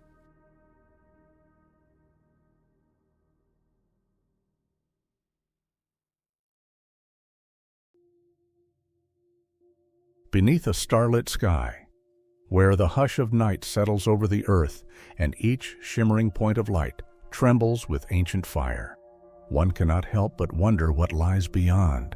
Every star is not merely a distant sun, but a portal into the unfathomable, the grand celestial unknown where reality bends and mystery reigns. This is the threshold where questions take root. What is our place in the universe? Why does it behave in ways that defy our best theories? What secrets lie curled within its deepest shadows? The cosmos, silent and unyielding, challenges us not with violence but with enigma. From the earliest human skywatchers charting stars with bare eyes to today's theorists manipulating the language of quantum fields, we have always sought to pull back the curtain of the night. But the more we discover, the more the void seems to whisper. What if the anomalies we observe, those strange alignments, fading stars, And silent signals are not merely noise in the data, but the universe itself, speaking in riddles we have yet to learn how to read. To stand beneath the stars is to stand beneath a mystery that grows deeper the more we illuminate it. The universe, once thought to be a tidy, expanding field of matter and energy governed by elegant laws, now reveals itself to be full of quiet rebellions against order. Consider the light that has traveled for billions of years to reach us, its journey long and tireless, weaving through dust, gravity wells, and magnetic fields only to arrive as a whisper on the lens of our telescopes. In that whisper lie secrets, background noise that isn't noise, variations that shouldn't exist, alignments too precise to be dismissed. The cosmic microwave background, for instance, was once considered the ultimate proof of a smooth, isotropic universe born from a hot Big Bang. But even it holds a dissonant note, a peculiar alignment known ominously as the axis of evil, where temperature fluctuations in the CMB appear to line up along the plane of Earth's orbit, violating the assumption that the universe should look roughly the same in all directions. Is this a cosmic coincidence? A statistical quirk? Or something far more profound, a fracture in the symmetry of space-time itself? This anomaly, undeterred by new instruments and refined data, endures. It raises questions not just about the early moments of the cosmos, but about whether our position within it is as ordinary as we once believed.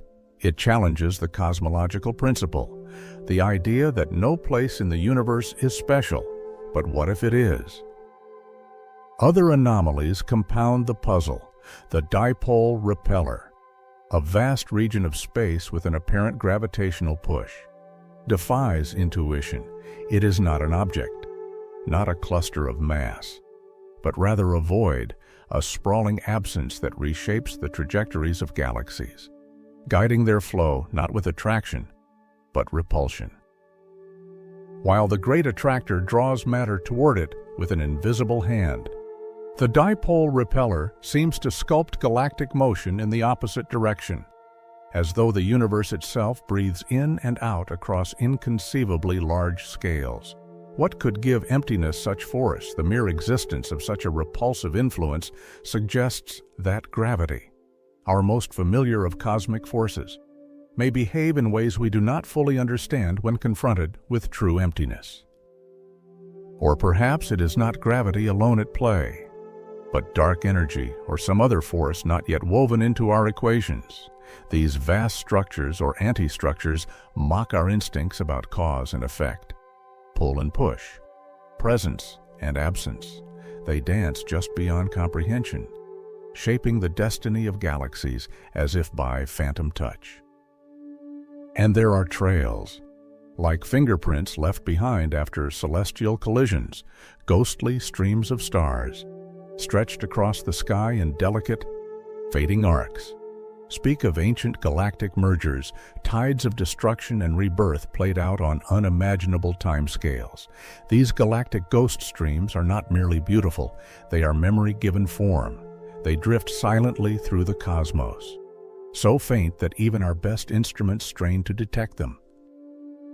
They are what remain after a smaller galaxy is swallowed by a larger one, its stars torn and scattered, leaving behind glowing trails like the long sigh of something once whole. The Sagittarius stream in our own Milky Way is a haunting example, a whisper of a past collision still echoing through our spiral arms.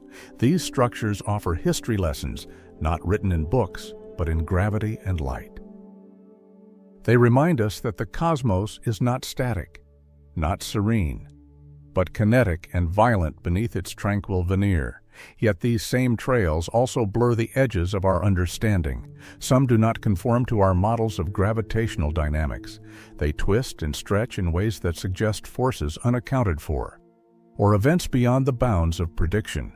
They force us to look not just outward, but backward, trying to piece together a puzzle scattered across billions of years and billions of stars. Even the brightest lighthouses of the cosmos seem to conspire in mystery. Quasars, brilliant, ancient engines of energy surrounding supermassive black holes, are not merely distant beacons. They carry hidden messages in their light. Their radiation, when filtered through our instruments, shows signs of polarization, waves of light aligning in directions that, across billions of light years, should be random, yet they are not. Patterns have emerged, alignments stretching across vast swaths of sky, as if entire constellations of quasars had somehow synchronized their polarizations. What could cause such coherence across such distance? Some theorize that intergalactic magnetic fields have bent their light over time, imprinting an unseen structure onto the cosmos itself. Others suggest that these alignments are fossils' imprints of primordial conditions, frozen into the scaffolding of the universe at the moment of its birth. Or perhaps they hint at something even more radical, that space-time, on the largest scales, is woven with hidden symmetries, echoing patterns that transcend galaxies, epochs, and comprehension. Here again, we are left with signals we can observe, but not fully explain a Morse code tapped out by the stars that we have only just begun to translate. Even closer to home, the solar system harbors its own enigmas. Beyond Neptune lies the Kuiper Belt, a frozen hinterland of icy remnants from the solar system's formation. It should, by all accounts, stretch smoothly outward into the void, gradually thinning, yet at a distance of about 50 astronomical units. The distribution of objects drops off sharply a cliff in space known simply as the Kuiper Cliff. Why, what truncates the solar system so precisely? Could it be the gravitational influence of a hidden planet, an as yet unseen Planet 9 lurking in the cold, dark beyond, or is it a relic of the solar system's chaotic infancy, shaped by migrations of the gas giants and scattering collisions that cleared the outskirts like broomstrokes in dust, whatever the cause?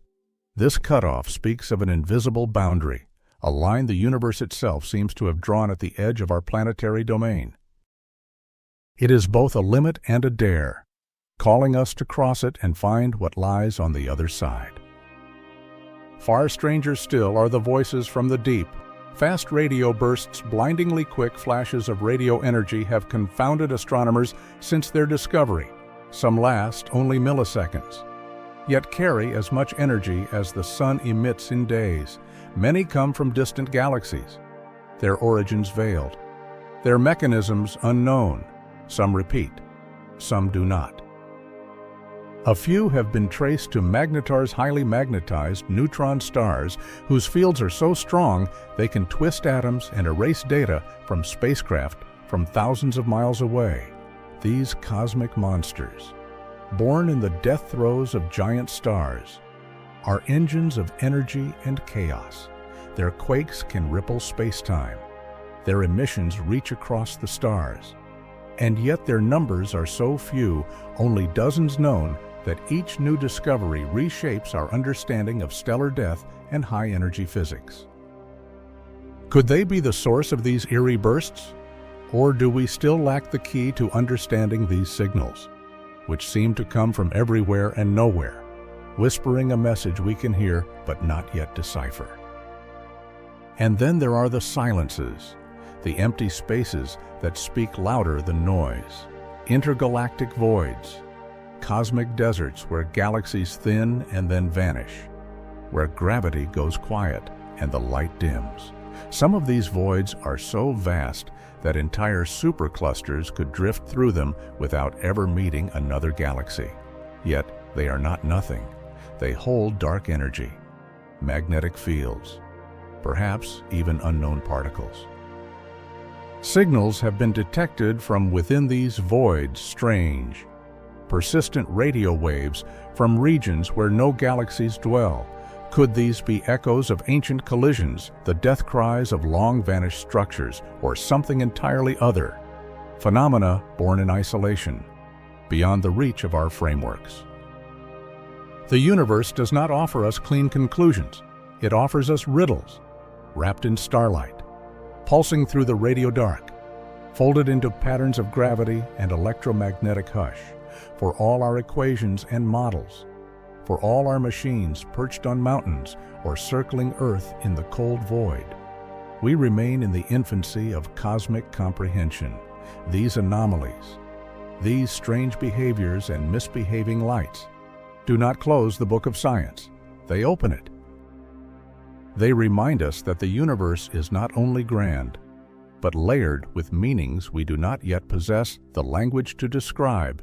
In every unexplained alignment, every vanished star, every echo from nowhere, we hear it again, the whisper in the darkness that says, "Keep going. There is more. There is always more." And in that whisper, fragile and fleeting, is the truest music of the cosmos. Not silence, not certainty, but wonder.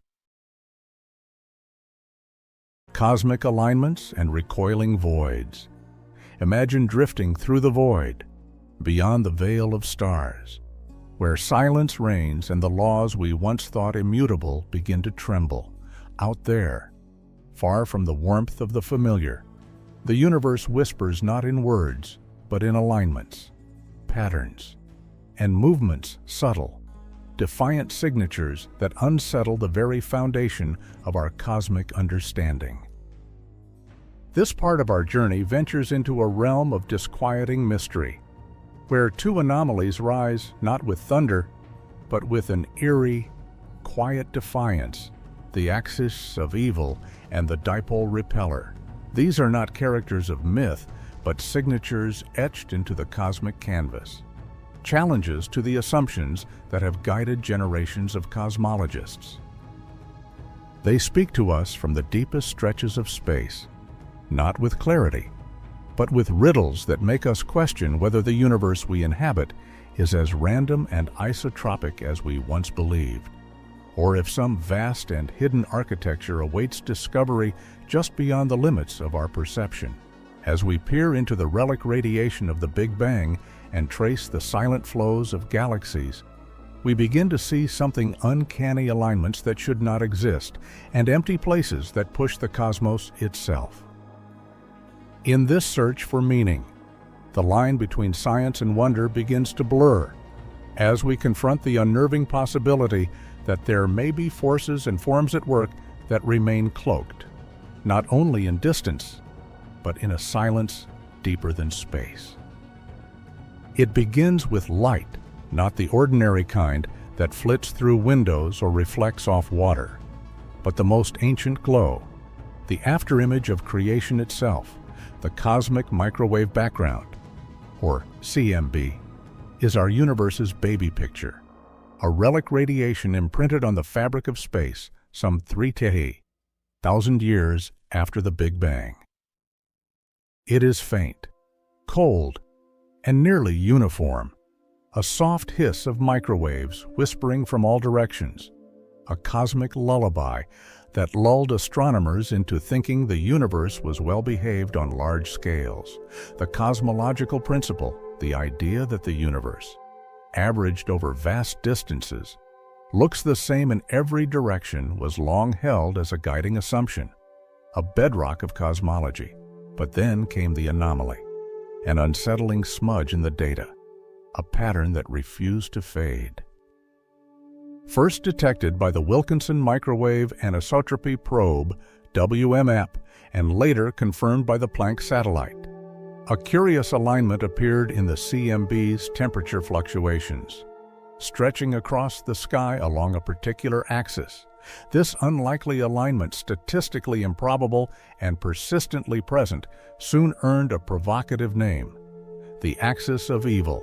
Its moniker, coined half in jest, captured the discomfort it stirred among scientists. Here was something that shouldn't be, a crack in the elegant symmetry of the cosmos. The axis aligned suspiciously with the plane of Earth's orbit, an alignment that raised the possibility of measurement bias or local contamination. Yet attempts to scrub it away through modeling and corrections only seem to confirm its tenacity. Like a shadow that won't dissolve in the light, the axis lingered, suggesting a directional preference in the oldest light. We have an affront to isotropy, and perhaps to simplicity itself. The axis of evil confronts us with more than just a glitch. It threatens the philosophical underpinnings of cosmology. If the universe has a preferred direction, if the oldest photons we can see are etched with asymmetry, then the very idea of a uniform cosmos falters. Theories abound to explain it. Some posit that the anomaly is an observational artifact, a statistical fluke born from our single vantage point within a vast multiverse. Others propose that we're glimpsing the aftershock of something immense, perhaps a collision with another universe, one that grazed our own like a ghost ship scraping the hull of reality. More speculative still are hypotheses involving primordial magnetic fields or unknown forms of anisotropic dark energy that might have imposed structure on the infant universe. In each case, the axis of evil invites not comfort, but vertigo, a sense that we are standing on the edge of an unfinished story, whose ending we are not yet meant to read. And yet, for all its menace, it also ignites the flame of curiosity. What if this anomaly is not a problem, but a clue? What if it is not an error to be corrected, but a signal, however faint, that we are glimpsing the deep scaffolding of the cosmos, a design far stranger and more deliberate than we have ever dared imagine? As our gaze shifts from the relic light of the early universe to the present dance of galaxies, we encounter a second anomaly, equally silent and equally defiant. The dipole repeller is not a glowing beacon or a gravitational anchor. It is an absence, a void with invisible hands, unlike the axis of evil, which unsettles the heavens with its alignment. The dipole repeller exerts its mystery through motion, galactic motion. In the cosmic sea, galaxies are not stationary islands. They flow, pulled and pushed by the uneven distribution of mass. For decades, astronomers noticed that our local group of galaxies was moving at an unusually high velocity relative to the CMB, pulled in part by a massive concentration of galaxies known as the Great Attractor. But this pull was not the whole story. The trajectory of motion required something more, an unseen push. In 2017, astronomers analyzing the Cosmic Flows 3 survey discovered that our motion was not only due to gravitational attraction, but also to repulsion. They identified a vast, underdense region of space, a void with enough gravitational contrast to repel galaxies. This ghostly absence became known as the dipole repeller. Unlike the Great Attractor, the dipole repeller cannot be seen in traditional images of the sky. It is a structure of inference, known not by what it emits, but by how it shapes the flows around it. Galaxies flee from its coordinates, their motions echoing the contours of gravitational imbalance. It is, in essence, a negative space whose influence rivals that of the densest clusters. And therein lies the paradox.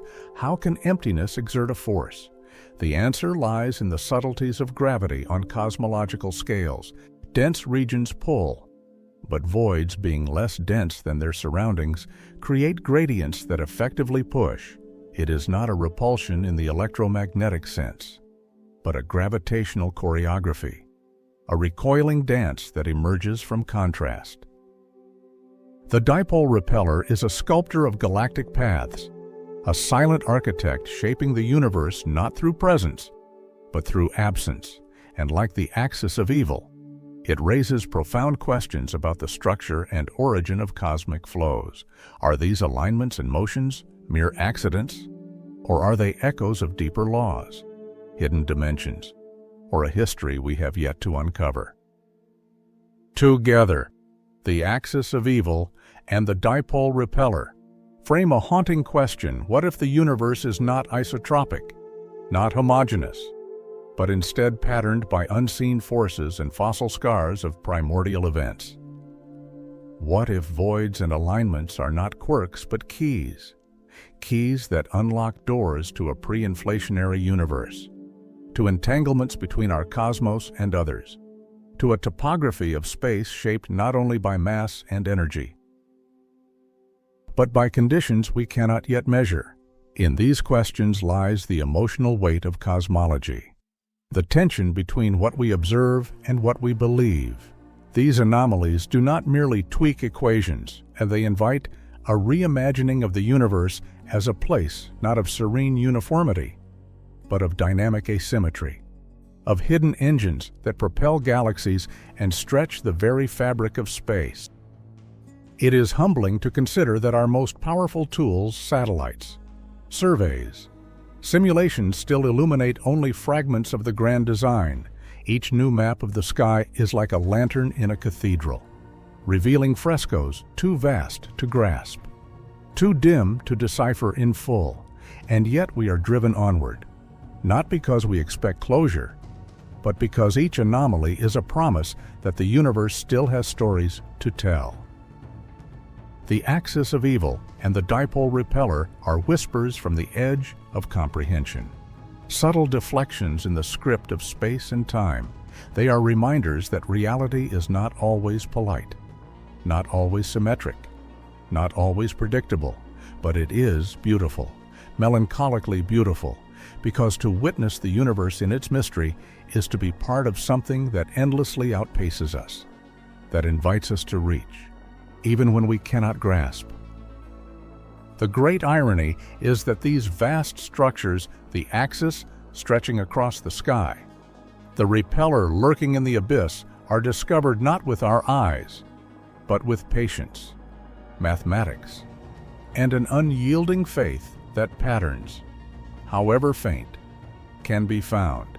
And so we search, measuring polarization angles, mapping redshifts, constructing gravitational velocity fields like cartographers of an unseen continent. In this work, cosmology becomes more than science. It becomes a kind of pilgrimage, a journey toward the hidden harmonies of the universe. Perhaps one day, with more precise instruments and deeper theories, we will see not just the shadows, but the causes behind them. Perhaps we will trace the axis to a bubble wall in a multiverse sea, or understand the repeller as a relic of topological variations seated in a pre-quantum epoch. Or perhaps we will find only deeper puzzles, each answer birthing a new mystery in an infinite regress that mimics the very expansion of space. But even then, we will not have failed, for the goal is not to end the mystery, but to expand the horizon of the known. These anomalies, these trembling irregularities in the fabric of the cosmos, are not cracks in science, they are its frontier. They call us forward, into the deep, into the cold, into the silence where stars align and voids breathe. And in that silence, we listen. We listen for the shape of what is still to come. Echoes of galactic memory, streams and light patterns. Imagine drifting in the silence between galaxies, where time slows and ancient light whispers across the dark. In this inky canvas, there exist traces so faint they nearly escape the eye. Tenuous, gossamer trails stretched across millions of light years like the fading footprints of celestial giants. These are the galactic ghost streams, ethereal remnants of ancient galactic collisions, the long-forgotten relics of cosmic cannibalism and gravitational entanglement. They do not blaze across the cosmos like quasars or erupt in cataclysm like supernovae. Instead, they linger, delicate and spectral, formed when galaxies brush too close, ensnared by each other's gravity in a silent, slow-motion dance that ends with one devouring the other, as stars are stripped from their hosts and slung into the void. They form ribbons of stellar debris, haunting monuments to mergers that took place eons ago. These streams are like faint murmurs of memory, barely perceptible against the glow of the galactic night. And yet they hold stories of breathtaking violence and transformation to the naked eye. They are invisible to astronomers with deep sky surveys and wide-field infrared telescopes. They are fragile stitches in the cosmic fabric, hinting at episodes of upheaval that reshape the architecture of entire galaxies. Among them, the Sagittarius stream in our own Milky Way stands out, a sprawling loop of stars torn from a dwarf galaxy as it was gradually consumed by our galactic core. Like a ghost circling its grave, it arcs across the night, testifying to a time when our galaxy was not a quiet spiral, but a predator in a stellar jungle. Detecting such streams demands more than technology. It requires patience, serendipity, and a relentless willingness to chase shadows. The stars within these streams do not burn brighter than their neighbors. They do not cry out. Their arrangement is their only clue: elongated, curved, whispering of orbits stretched by tidal forces, of gravitational embraces that reached across space and time. Long exposures, motion tracking, and digital sky surveys piece together these faint threads, revealing more of them with each passing year. And what they tell us is astonishing. The universe is not a static mosaic, but a dynamic, ever-evolving structure. Galaxies grow not just by birthing new stars, but by consuming one another, merging and assimilating in processes that take billions of years yet leave behind unmistakable scars. These ghost streams are fossils, and astronomers have become their paleontologists, reconstructing the family trees of galaxies from their long-lost limbs.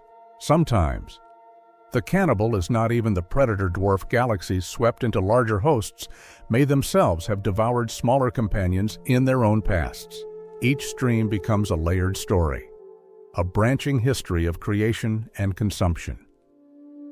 But not all cosmic memories are drawn in stars. Some are encoded in light itself, etched into the oscillations of electromagnetic waves traveling across unimaginable distances. Enter the quasar, among the most powerful and luminous objects in the universe. At the center of distant galaxies, supermassive black holes feast on infalling matter, releasing torrents of energy as they spin and blaze with the light of unmaking. These quasars are beacons from the early universe, some shining across the abyss for more than 10 billion years. Yet their brilliance is not their only wonder. As their light journeys toward us, it becomes subtly polarized, its waves aligned in particular directions. Normally, light vibrates in every plane perpendicular to its path, chaotic and free.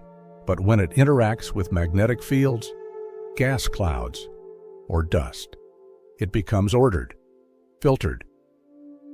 What's astonishing is that quasar light across billions of light years appears not only polarized, but aligned in ways that defy explanation. These polarization vectors, separated by cosmic gulfs that should render them independent, seem to point in similar directions, as if the universe itself is organizing the orientation of light. This phenomenon, so statistically improbable it borders on the uncanny, suggests that something deeper is at work, something embedded not in the quasars themselves, but in the intergalactic medium, in the very geometry of space-time, or perhaps in a primordial memory etched into the universe's infancy. What could cause such coherence on such enormous scales? Magnetic fields stretching across intergalactic space might subtly twist the light as it passes through, like ancient weavers guiding cosmic threads through invisible looms. These fields, though weak, can impose directionality over eons and distances, shaping the quasar's light into subtle patterns. Alternatively, the light may be passing through cosmic filaments, massive tendrils of dark matter and gas that form the scaffolding of the cosmic web. These structures could act as vast, anisotropic lenses, rotating and aligning light as it threads through them. Or perhaps we are seeing something even more profound, a fossil of the universe's initial conditions, a leftover ripple from inflation, frozen into the polarization of photons born in an earlier epoch. That these alignments might reflect some deep asymmetry in the fabric of the cosmos calls into question our assumptions about its isotropy, that it is the same in all directions. If this uniformity breaks, even in the subtlest ways, then our models must be revised, and the map of the universe redrawn. Quasar polarization may sound like a technical footnote, but it strikes at the heart of cosmology. These beacons, scattered across the cosmos, become a new kind of telescope, a way to look not at things, but through them, into the forces and fields that structure the universe. And yet, like the ghost streams, they are elusive. Their light is faint, their signals buried in the noise of the cosmos. Detecting and measuring polarization with accuracy requires specialized instruments. Polarimeters capable of measuring the angle and degree of alignment with extraordinary precision. Observations must account for intervening dust, galactic emissions, and the vagaries of atmosphere and telescope. And yet, when these barriers are overcome, the patterns persist. Alignments emerge not in isolated regions, but across hemispheres, across epochs. The message, if there is one, is subtle but persistent. Something is shaping the light from the edges of the observable universe, something coherent, something large, something unknown. Together, ghost streams and quasar polarization form a kind of cosmic symphony, two very different melodies, each echoing across time and space, each whispering of hidden histories. One tells of gravitational violence and mergers past, the other hints at a lattice of invisible forces that shape light itself. They are not random curiosities, but pieces of a puzzle, suggestions that the universe contains an architecture we have barely begun to grasp. Perhaps there are relic symmetries from a time before stars, before galaxies, signatures from a deeper layer of physics that ripple upward into the structures we now observe. Perhaps these patterns reflect a universe that is not just expanding, but evolving toward complexity, toward coherence, toward something intelligible. Or perhaps they are signs of our own limitations, our anthropic perspective peeking through the veil, imposing order where there is only chaos. And yet, the data remains. The stars are there, the light is aligned, and the streams persist, drifting slowly like the last breath of something long gone. In this interplay of gravity and light, in the faint scars and luminous alignments, we glimpse a kind of galactic memory, a memory not made of neurons or thoughts, but of trajectories, distortions, and waveforms of the gravitational scripts galaxies follow, and the radiant signatures left in their wake. These memories are not conscious, but they are legible. They are inscribed across billions of light years, carried by stars and photons alike, waiting for minds patient enough to decode them. The cosmos, it seems, remembers not in stories, but in structure, not in words, but in wavelengths, and in that remembrance, we find both wonder and humility, for we, too, are part of this great memory. We are stardust reorganized into sentience, fleetingly aware of the ancient forces that shaped us. We look up, and in the light from distant quasars, in the wisps of ghostly star streams, we recognize something familiar, an echo of becoming, a fragment of a larger tale. And perhaps that is the greatest mystery of all, that the universe, vast and ancient and indifferent, speaks in patterns, and that we, ephemeral as we are, can still learn to listen. Perimeters of the known, the Kuiper Cliff, and the Magnetar Enigma.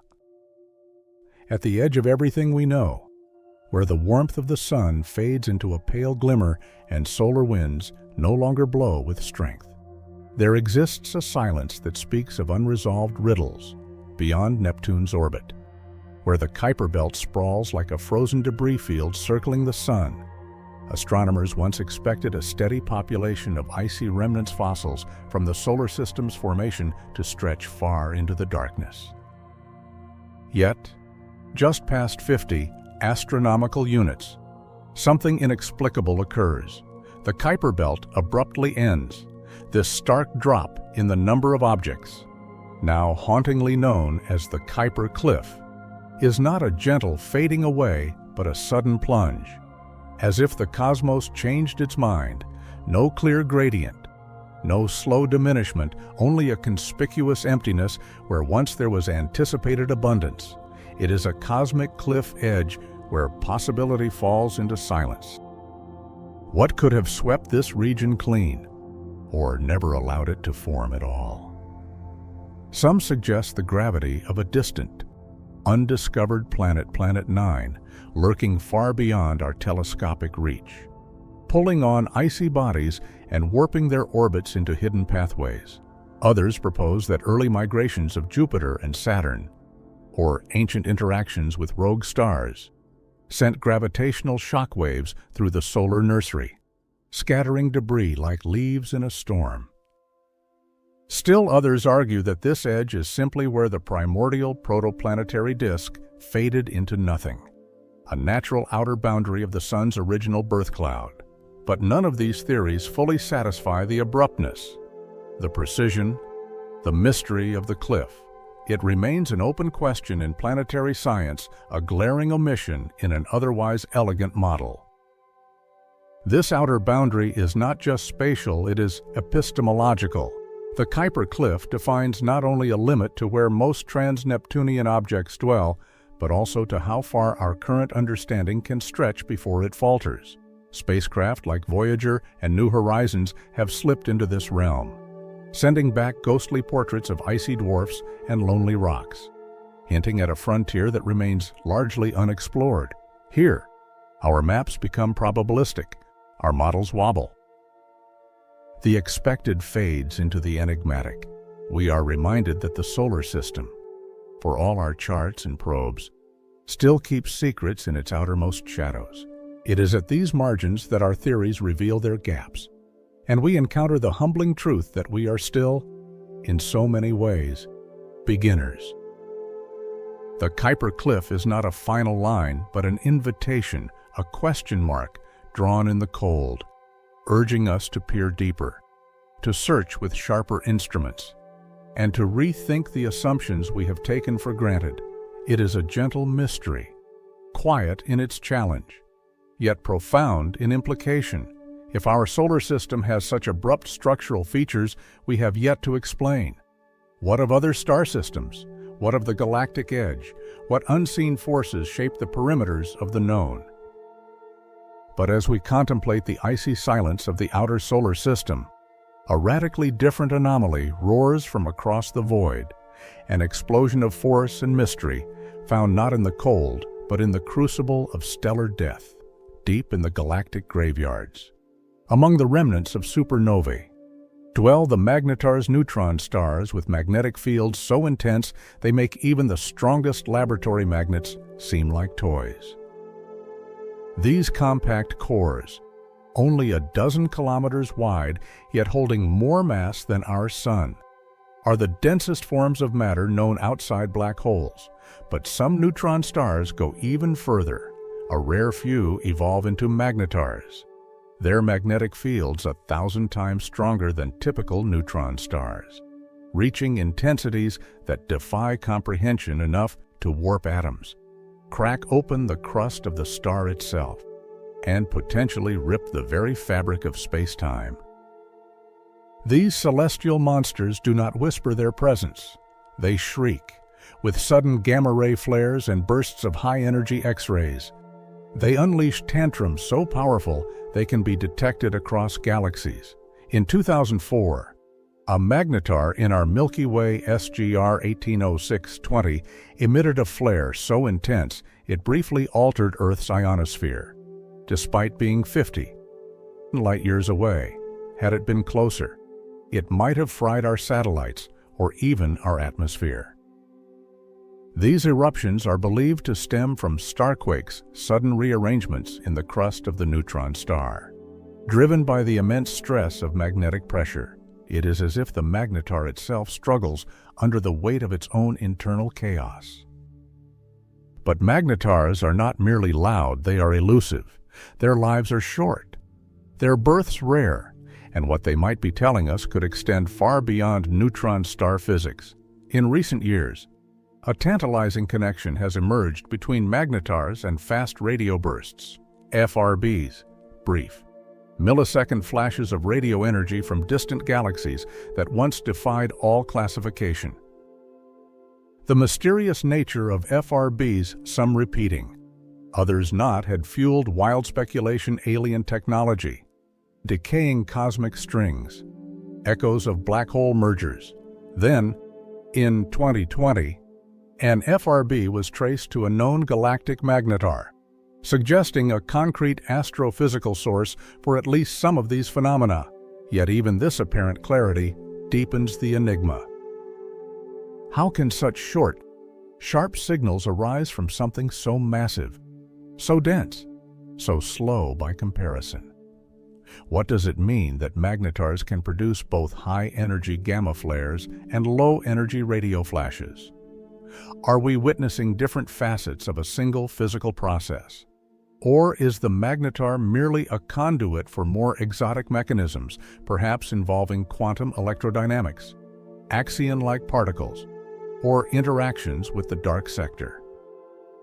Indeed, magnetars push the boundaries of our physical theories into regimes we cannot replicate on Earth. The magnetic field strength near a magnetar exceeds the quantum critical limit, where even the vacuum becomes nonlinear, altering the behavior of light and matter in ways predicted only by quantum electrodynamics. At these field intensities, atoms deform into pencil-thin structures, and photons can split or merge in defiance of classical expectations. Some theorists posit that magnetars might be natural laboratories for new physics, offering glimpses into the behavior of matter at the intersection of general relativity, quantum mechanics, and extreme conditions. Others speculate that these stars might help probe the elusive nature of dark matter, acting as gravitational traps for exotic particles whose annihilations might subtly alter magnetar dynamics. We are far from understanding them fully. Like the Kuiper Cliff, magnetars represent a kind of frontier, a place where our models hesitate, where equations strain, where intuition fails. They are not the edge of space, but the edge of physical law. The contrast between the Kuiper Cliff and the magnetar enigma is striking. One is quiet, remote, spatially mysterious.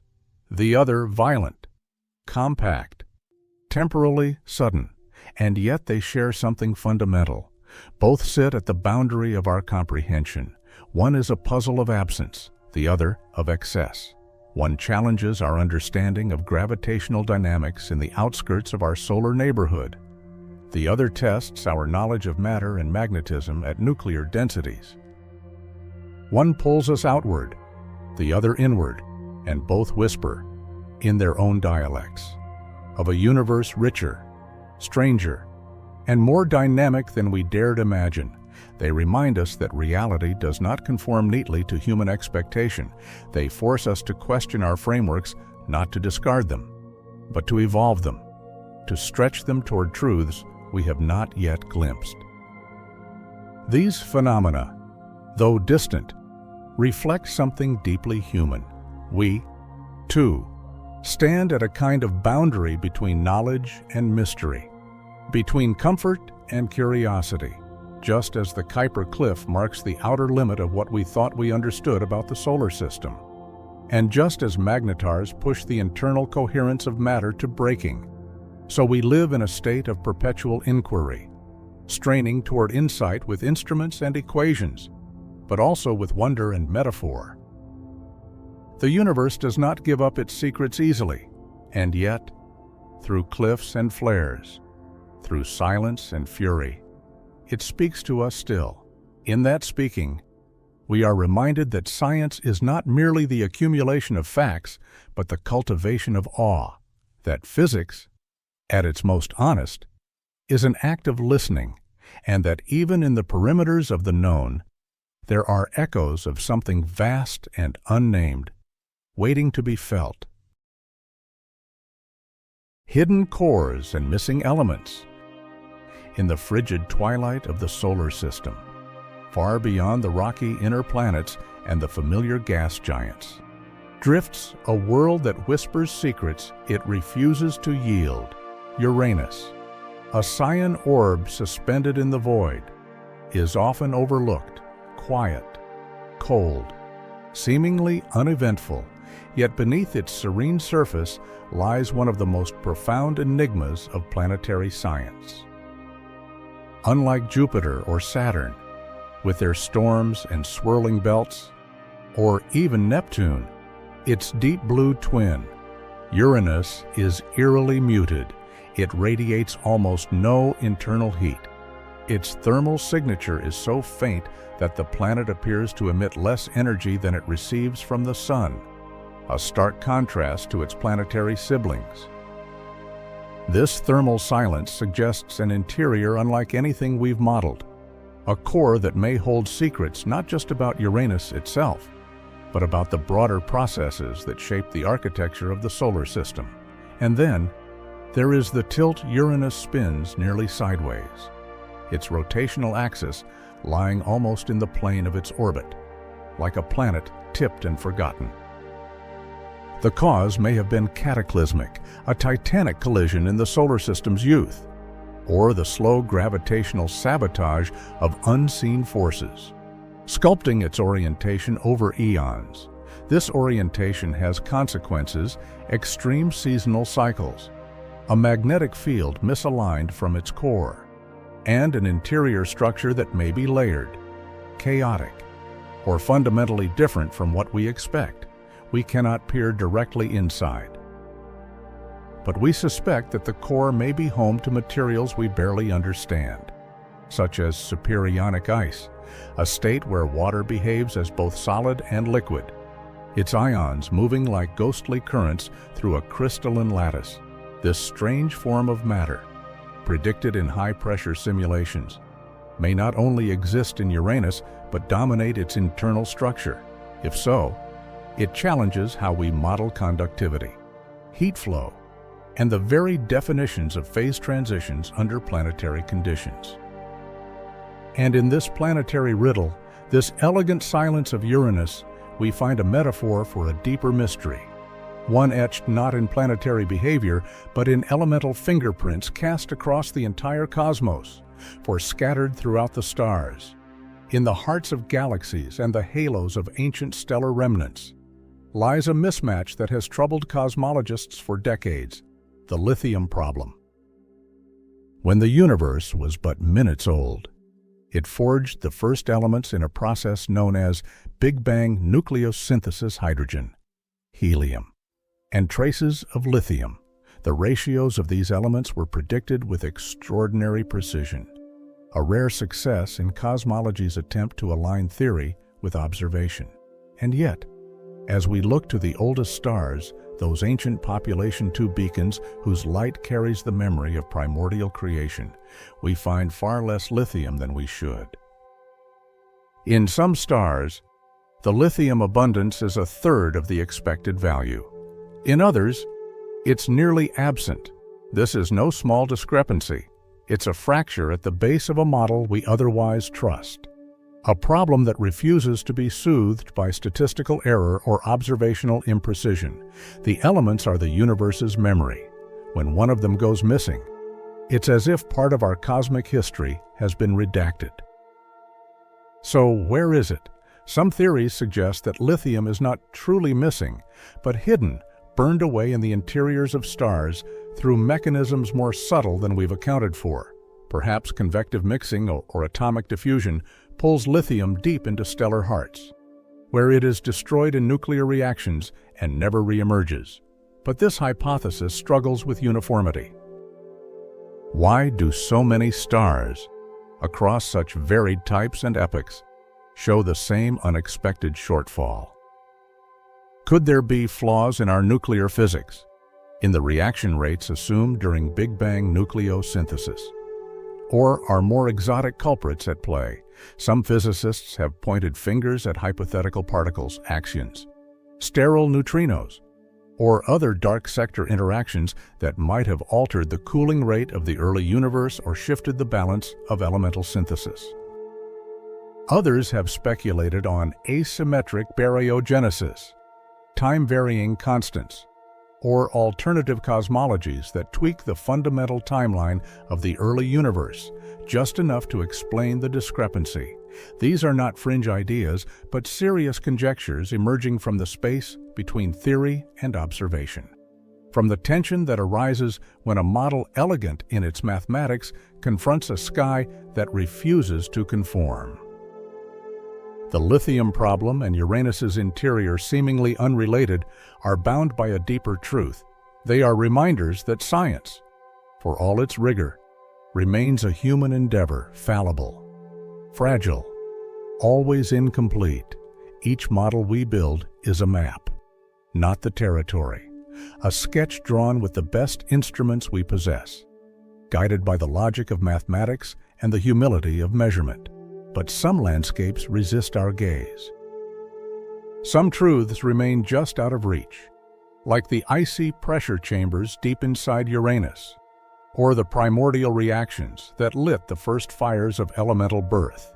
In both cases, we are left navigating by inference, reaching for understanding in the darkness between data points. And yet, it is in that reaching in, that stretching of theory toward anomaly, that science becomes most profound. It is not in certainty, but in doubt that discovery lives. To contemplate these mysteries is to confront a universe not built for our comprehension, but rich enough to reward our persistence. Uranus drifts in its orbital solitude, bearing scars of trauma and containing an interior that may hold new states of matter. Lithium whispers of a misremembered beginning, its absence questioning our confidence in the earliest pages of the cosmic story. Together, they speak of a cosmos where every silence is significant, every inconsistency a clue. We do not know if we will solve these puzzles in this century, or ever. Perhaps new missions to Uranus will finally dive into its atmosphere and pierce the veil of its interior. Perhaps future telescopes will refine our stellar models, or uncover new particles that restore lithium to its rightful place. Or perhaps, as often happens in science, the answer will come from an unexpected angle, a theoretical leap that reframes the question itself. Until then, we carry these anomalies like riddles folded into the star maps of our understanding. We look outward with eyes that seek symmetry, but find beauty even in asymmetry. We listen for the rhythm of reason, but are not afraid of dissonance, because somewhere in that dissonance lies the voice of the cosmos, still speaking, still singing, still waiting to be heard.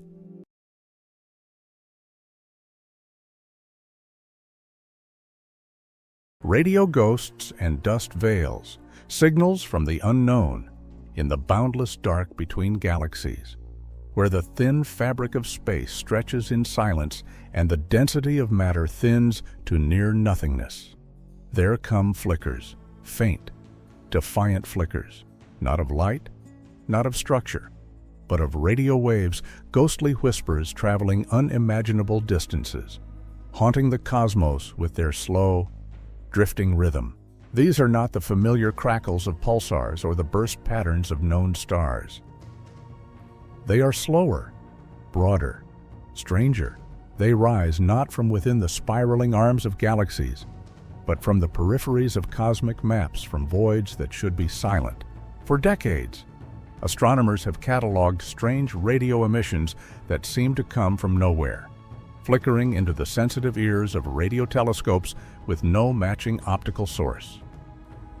Some drift in frequency, others persist without explanation, and a few arrive with such regularity that speculation drifts from the scientific to the speculative, from the realm of plasma and black holes to the eerie corridors of hypothetical technology and unknown cosmic actors. And yet, to leap to aliens is to skip the poetry of the question. What if these signals are the language of galaxies, speaking in tones we have only begun to understand? What if this radio static is the soundtrack of the void, a resonance of collisions, of magnetized plasma arcs, of dark matter interactions far beyond our current physics? Among the leading contenders for these ghost signals are active galactic nuclei, supermassive black holes at the centers of galaxies, cloaked in magnetic fury, that can send out collimated jets of energy stretching across millions of light years. These radio lobes, interacting with the intergalactic medium, can distort and scatter, creating echoes that outlive their source. Or perhaps the sources are dying stars in intergalactic exile, ejected from their galaxies by gravitational chaos, now pulsing their last messages across a vacuum no one was meant to hear. Some signals may even originate in galaxy cluster interactions when massive galactic bodies merge. The resulting plasma shocks can emit radio waves on scales that defy intuition. And yet, the true mystery lies in the ones that do not fit any known category. They do not repeat like pulsars. They do not flash like fast radio bursts. They drift, they linger, and then they vanish. They do not ask to be found. They simply exist, waiting to be noticed. And what of the veils? If radio signals are the voices of the void, then interstellar and intergalactic dust clouds are its silences. These clouds, composed of microscopic grains of carbon, silicates, and frozen gases, stretch across the Milky Way and beyond, scattering and absorbing light in ways that both reveal and deceive. They are born in the atmospheres of dying stars and the shock waves of supernovae, but they do not die quickly. Instead, they drift carried by the tides of galactic winds and magnetic fields, accumulating in dark filaments that stretch across the sky. To the naked eye, they are nothing, but to astronomers, they are distortions biasing the light from distant galaxies, muting the brightness of supernovae, reddening the colors of starlight. In the pursuit of precision cosmology, dust is the eternal contaminant, but it is also a storyteller. For inside those grains are chemical records of ancient furnaces, isotopic signatures of stellar deaths, and the raw material of future planetary systems. Dust is not just a nuisance, it is memory. It is the medium through which stars form and through which the light of the universe must pass. There are clouds vast and faint that defy classification. Cold, dark molecular clouds in the outer reaches of our galaxy harbor the seeds of future stars, yet others, high above the galactic plane, are so faint that they can only be seen when backlit by quasars or mapped by the dimmest of infrared echoes. These are the whispering veils of the universe, half visible, half imagined. Are they leftovers refused from galactic collisions, cast into the void like the spray of an ocean wave? Or are they the embryos of something new, nurseries not yet ignited, clumps of potential awaiting the right trigger? The answer remains as unclear as the clouds themselves. In every observation lies a distortion, in every correction, a new uncertainty, and still, we measure, we map, we model, we chase clarity through veils that shimmer and shift. It is humbling to know that some of the universe's greatest mysteries may not lie in what is distant or rare, but in what is faint, not in the spectacular bursts of gamma rays or the luminous death of stars, but in the slow pulse of radio static and the quiet glow of dust. These are the universe's margins, the things too dim to dominate, too subtle to ignore. They teach us that not all knowledge is bright, not all truths are loud. That in the quiet, in the veil, in the flicker, there is revelation, and in the search for meaning among the softest signals and the faintest shadows, we are reminded of the fragility of our vision, the limits of our models, and the beauty of a cosmos that will always remain partly unknown. So let us end not with certainty, but with reverence for the ghosts that drift between the galaxies, and the veils that drape the stars, for the silence that speaks, and the darkness that reveals. Let us carry these mysteries not as failures, but as invitations, to listen closer, to look deeper, to wonder longer, because beyond the reach of even our most sensitive instruments, the universe is still speaking in a language made of light and dust, signal and silence, knowledge and awe. And so we arrive at the end, or perhaps only the edge of the beginning, after venturing across ancient trails of stars and diving deep into galactic voids.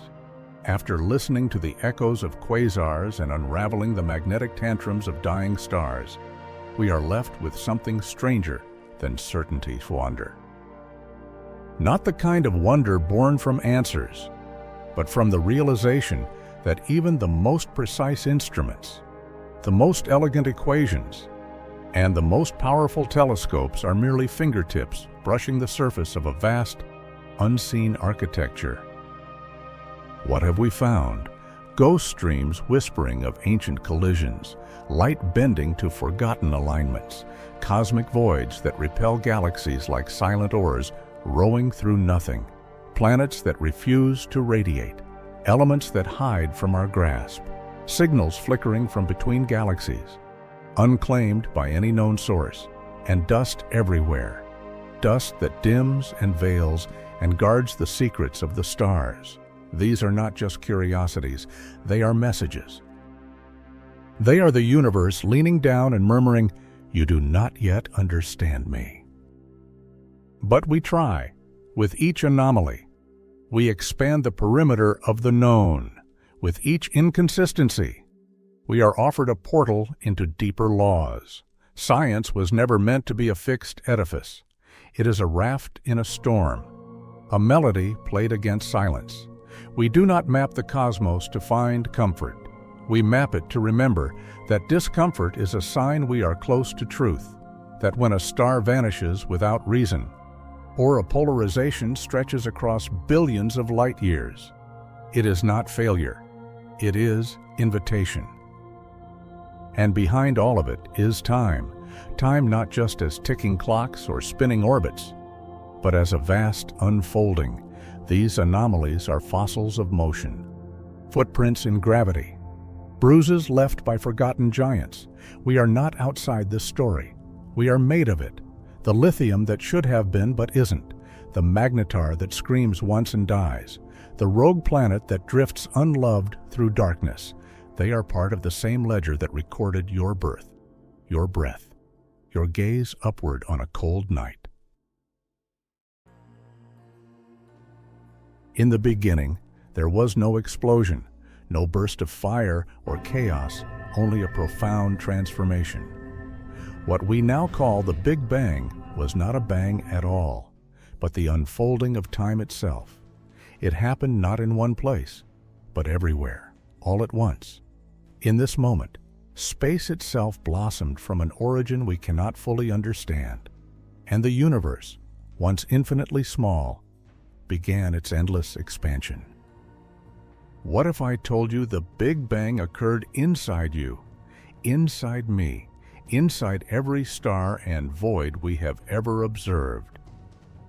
What if I said this story doesn't start with an explosion, but with an awakening? Welcome to a journey not only through time and space, but through thought, theory, and imagination. This is the story of where it all began and where the known ends.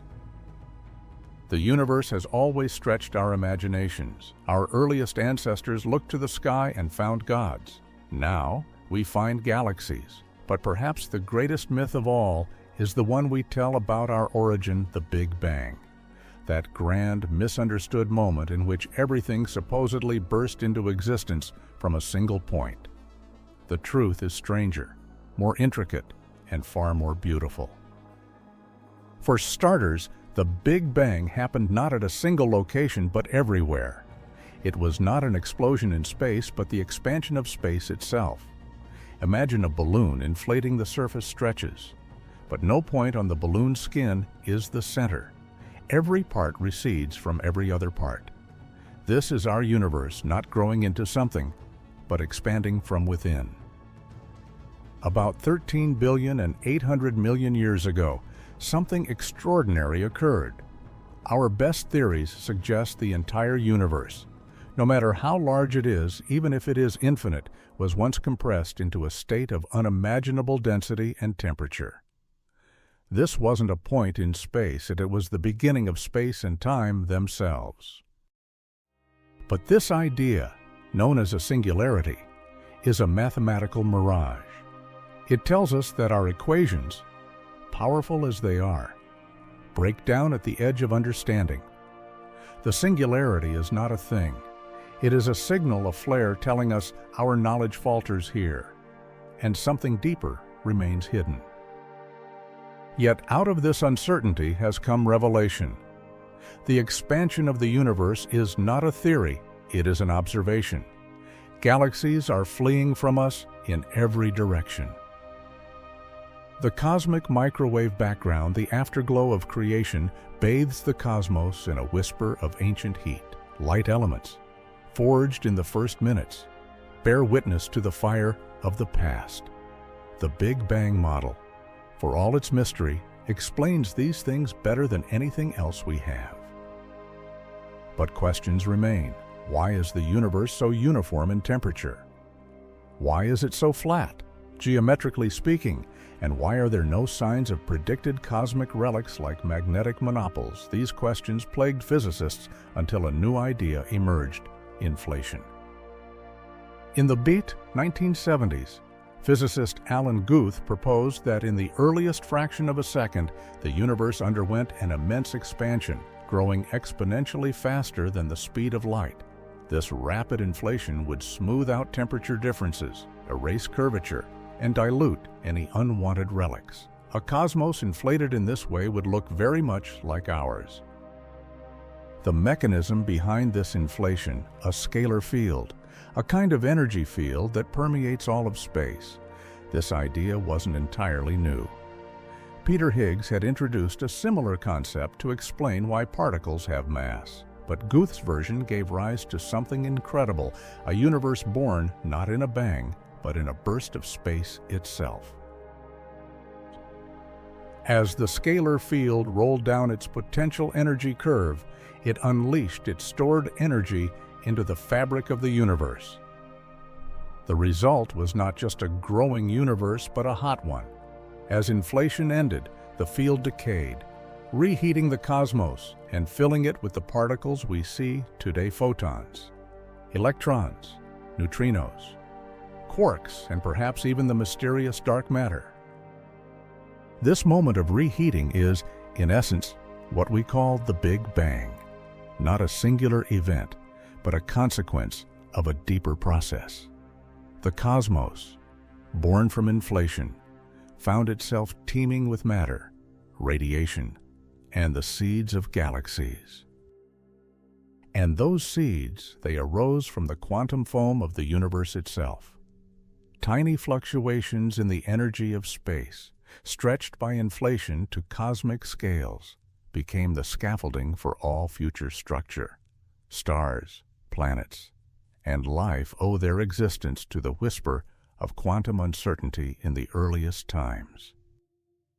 In 2010, the European Space Agency's Planck satellite captured the most detailed image of the cosmic microwave background ever produced.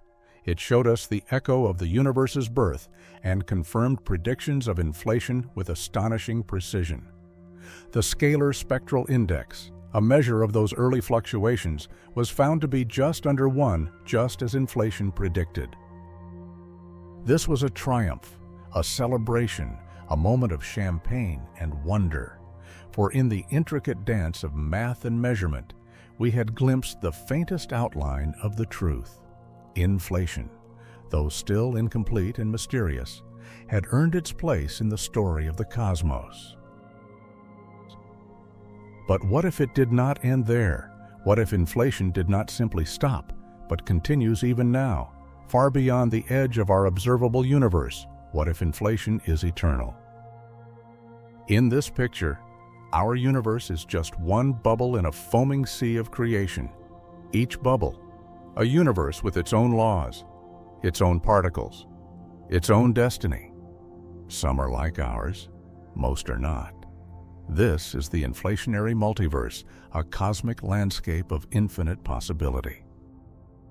And if that landscape exists, then perhaps the Big Bang was not the beginning, but merely a beginning. The first step, not the whole journey. Beyond the veil of what we can see, the universe may be far more vast, far more varied, and far more strange than we have ever dared to imagine.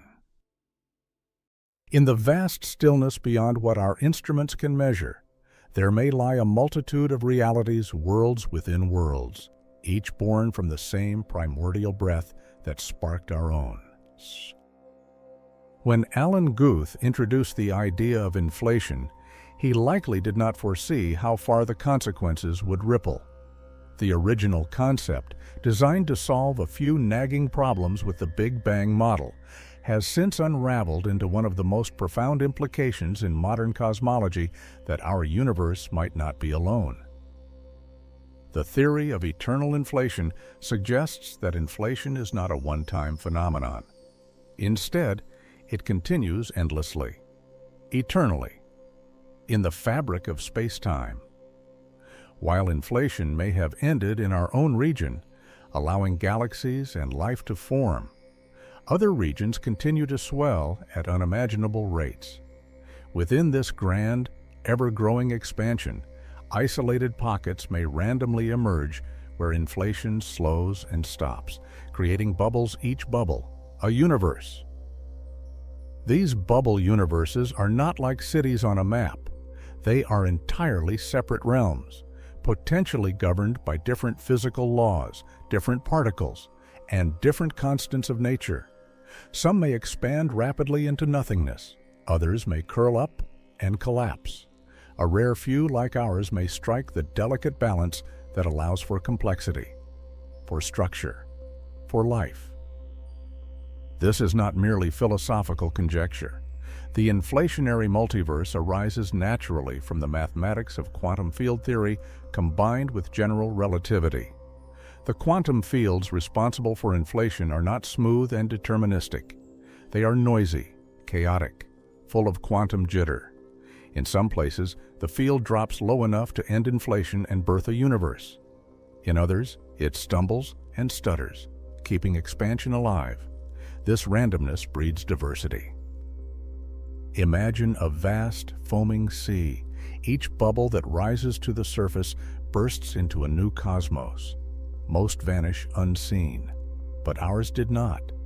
Our bubble grew and cooled, and from that calm came everything: stars, galaxies, atoms, and consciousness. Yet this vision carries unsettling implications. If the multiverse truly exists, then every possible configuration of matter and energy occurs somewhere, not just once, but infinitely. There are universes where physics never permits atoms to form, others where stars ignite but never die. Somewhere, there may even be a version of you reading this sentence inhabiting a universe nearly identical to ours, save for the smallest, strangest difference. How can we comprehend such vastness? How can we test it? The most straightforward answer is, we can't not directly. Each universe is causally disconnected from the rest. The boundaries between them stretch faster than light, making travel or communication impossible. Even light cannot bridge the gulf. But there may be clues. If our bubble universe collided with another early in its history, That impact might have left scars, circular imprints, in the cosmic microwave background. Astronomers have searched for such marks in the data gathered by the Planck satellite. So far, nothing definitive has appeared, but the hunt continues. Still, skepticism remains. Critics argue that a theory which predicts every outcome predicts nothing. If all possibilities exist, then what does it mean to explain our universe? How do we separate truth from tautology? These are deep questions, philosophical as much as scientific. Yet even if we cannot directly prove the multiverse, the framework of eternal inflation compels us to take it seriously. If inflation occurred and the evidence increasingly supports it, then eternal inflation is difficult to avoid. The quantum nature of fields makes it almost inevitable. This line of reasoning leads to a strange convergence. Theoretical physicists, working from different directions, have found themselves arriving at similar conclusions. Those studying string theory, for instance, have confronted their own overwhelming landscape of possible universes. String theory proposes that the fundamental components of reality are not particles, but tiny vibrating strings. These strings require additional dimensions up to 10 or 11 to vibrate correctly. These extra dimensions, though invisible to us, determine the properties of the universe, and they can curl up in an immense variety of ways. Estimates suggest there may be 10 to the power of 500 possible configurations of these extra dimensions. Each configuration yields different physical laws. One might produce a universe with strong gravity and no stars. Another, like ours, might enable galaxies and DNA. The vastness of this landscape is breathtaking and frustrating. String theorists cannot yet calculate which configuration corresponds to our universe. But if inflation can sample this landscape, if eternal inflation generates universes across the entire range of possibilities, then perhaps our existence makes sense after all. We are here, in this universe, precisely because it is compatible with life, not because it is special or inevitable, but because life can only arise in the rare cosmic environments where the conditions allow it. This is the anthropic argument. We observe a universe that supports life because we are here to observe it. It may feel unsatisfying. It may feel like surrender, but it could also be the most honest conclusion we can draw. The multiverse does not diminish our place in the cosmos. It reveals how exquisitely rare and precious that place truly is. Each breath we take, each star we see, is a miracle of probabilities. We are a story written in particles and light, carved into the fabric of a universe that may be one of many. Our bubble floats in a sea without shores, surrounded by realms we can never touch. And yet, the story continues. For as long as inflation endures, and it may endure forever, the multiverse blossoms anew. With every quantum twitch, space stirs and spawns. New universes are born with their own tales, their own mysteries, their own versions of wonder. The landscape of reality may be far more vast than we ever imagined, not just in space, but in the very rules that govern existence. String theory began not as a cosmic theory of everything, but as a modest attempt to explain a curious pattern in particle physics. But as the equations expanded and the implications unfolded, something unexpected emerged, a path toward unifying all the known forces of nature, including gravity, within a single, elegant framework. In string theory, what we perceive as particles, electrons, quarks, photons are not point-like dots, but tiny vibrating loops of energy.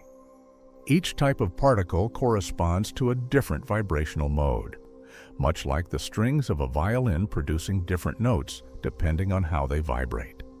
This simple shift in perspective opens up profound possibilities. But to accommodate these vibrations, string theory requires more than just the familiar 3 dimensions of space. It demands additional spatial dimensions, 6 or 7. depending on the version of the theory. These extra dimensions are not visible to us because they are curled up at scales far smaller than we can observe, compactified into intricate shapes that defy easy visualization. These compactified dimensions can fold and twist in an almost limitless number of ways.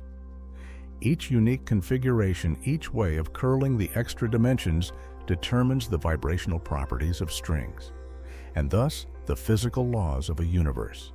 Change the shape, and you change the laws. The strength of gravity, the behavior of electromagnetism, the mass of particles, everything shifts. The number of possible configurations is staggering 10 to the power of 500 or more. Each represents a distinct universe with its own internal logic, its own constants, its own potential for complexity or simplicity. Most of these universes are probably sterile, lifeless, perhaps even devoid of atoms. But among the vast tapestry, a few may be like ours. This collection of all possible configurations is what physicists call the string theory landscape. It is not a place, but a mathematical space of possibilities. And here is where string theory meets eternal inflation. Eternal inflation populates this landscape. Each time inflation slows and a bubble universe forms. That bubble can settle into a different point on the landscape. That is, the way the extra dimensions compactify during the end of inflation determines which version of physical laws that universe inherits. Over cosmic time, inflation could sample vast swaths of the string landscape, generating a multiverse rich in diversity. This convergence of ideas gave birth to a bold proposal. Perhaps we do not need a reason why our universe has the properties it does. Perhaps it is not chosen, not designed, but simply one possibility among many. We live here because here allows us to live. This is the anthropic principle extended to the multiverse of all the possible universes. We find ourselves in one of the few where observers can exist. Some physicists recoil from this idea. It seems to abandon the dream of a unique, deterministic theory of everything.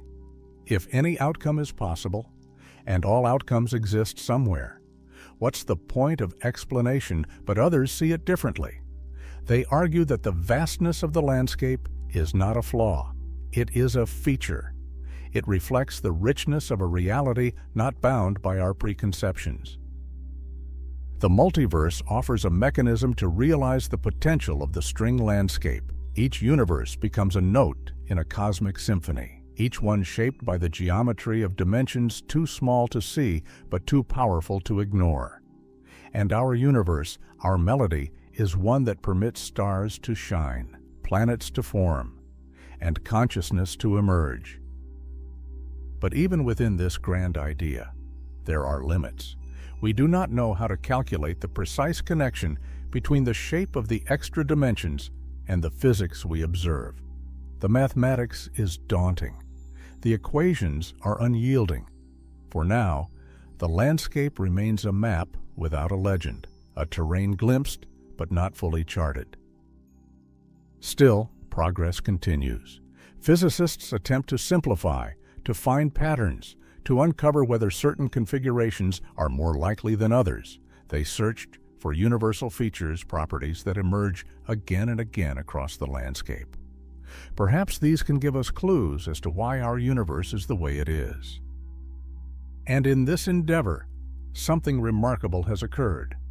Ideas from string theory, eternal inflation, and cosmology have begun to merge into a unified narrative. What began as abstract mathematics now touches the very question of existence. We are no longer asking just what the universe is made of, but why it is made this way at all. Let us imagine, for a moment, that the string landscape is real, and that eternal inflation populates its myriad possibilities. Each bubble universe forms, evolves, and dissolves according to its own local laws. But even this grandeur begs a deeper question. Where did the landscape itself come from? Why does it exist at all? Why should the equations of string theory, or quantum fields, or inflationary dynamics be true? What placed them there?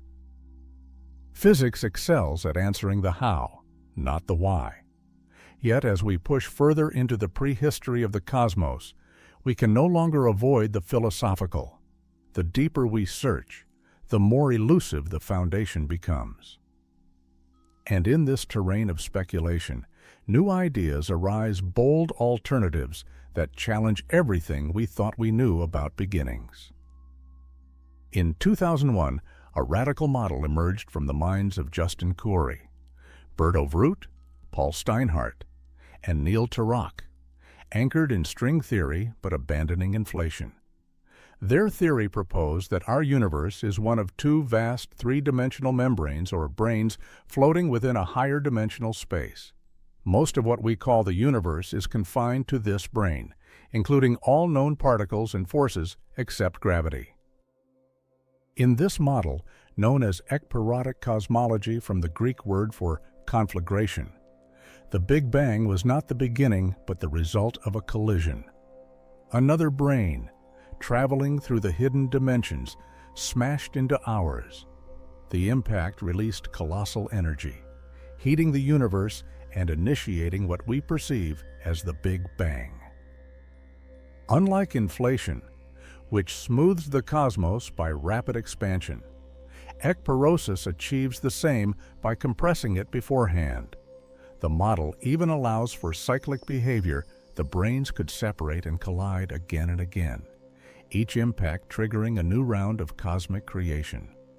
This is a universe without beginning, without end, reborn eternally in a rhythmic dance of collision and fire. Other ideas push even further. Loop quantum gravity, a competing approach to unifying general relativity with quantum mechanics, suggests that space itself is not continuous but made of discrete units, tiny quanta of volume. These units form a kind of network, like pixels on a cosmic screen. In this framework, singularities, points of infinite density, are not physical realities, but mathematical mirages. According to loop quantum cosmology, our universe may have emerged from a previous phase. Instead of a Big Bang, there was a big bounce, a contracting universe, governed by quantum gravity, reached a minimum size, then rebounded into expansion. Time did not begin at the bang, it simply reversed direction. This avoids the singularity problem and provides a mechanism for a universe that cycles endlessly through expansion and contraction. Still more speculative is Roger Penrose's conformal cyclic cosmology. Here, the end of one universe is the beginning of the next, as the cosmos expands and cools toward an empty, entropy-maximized state.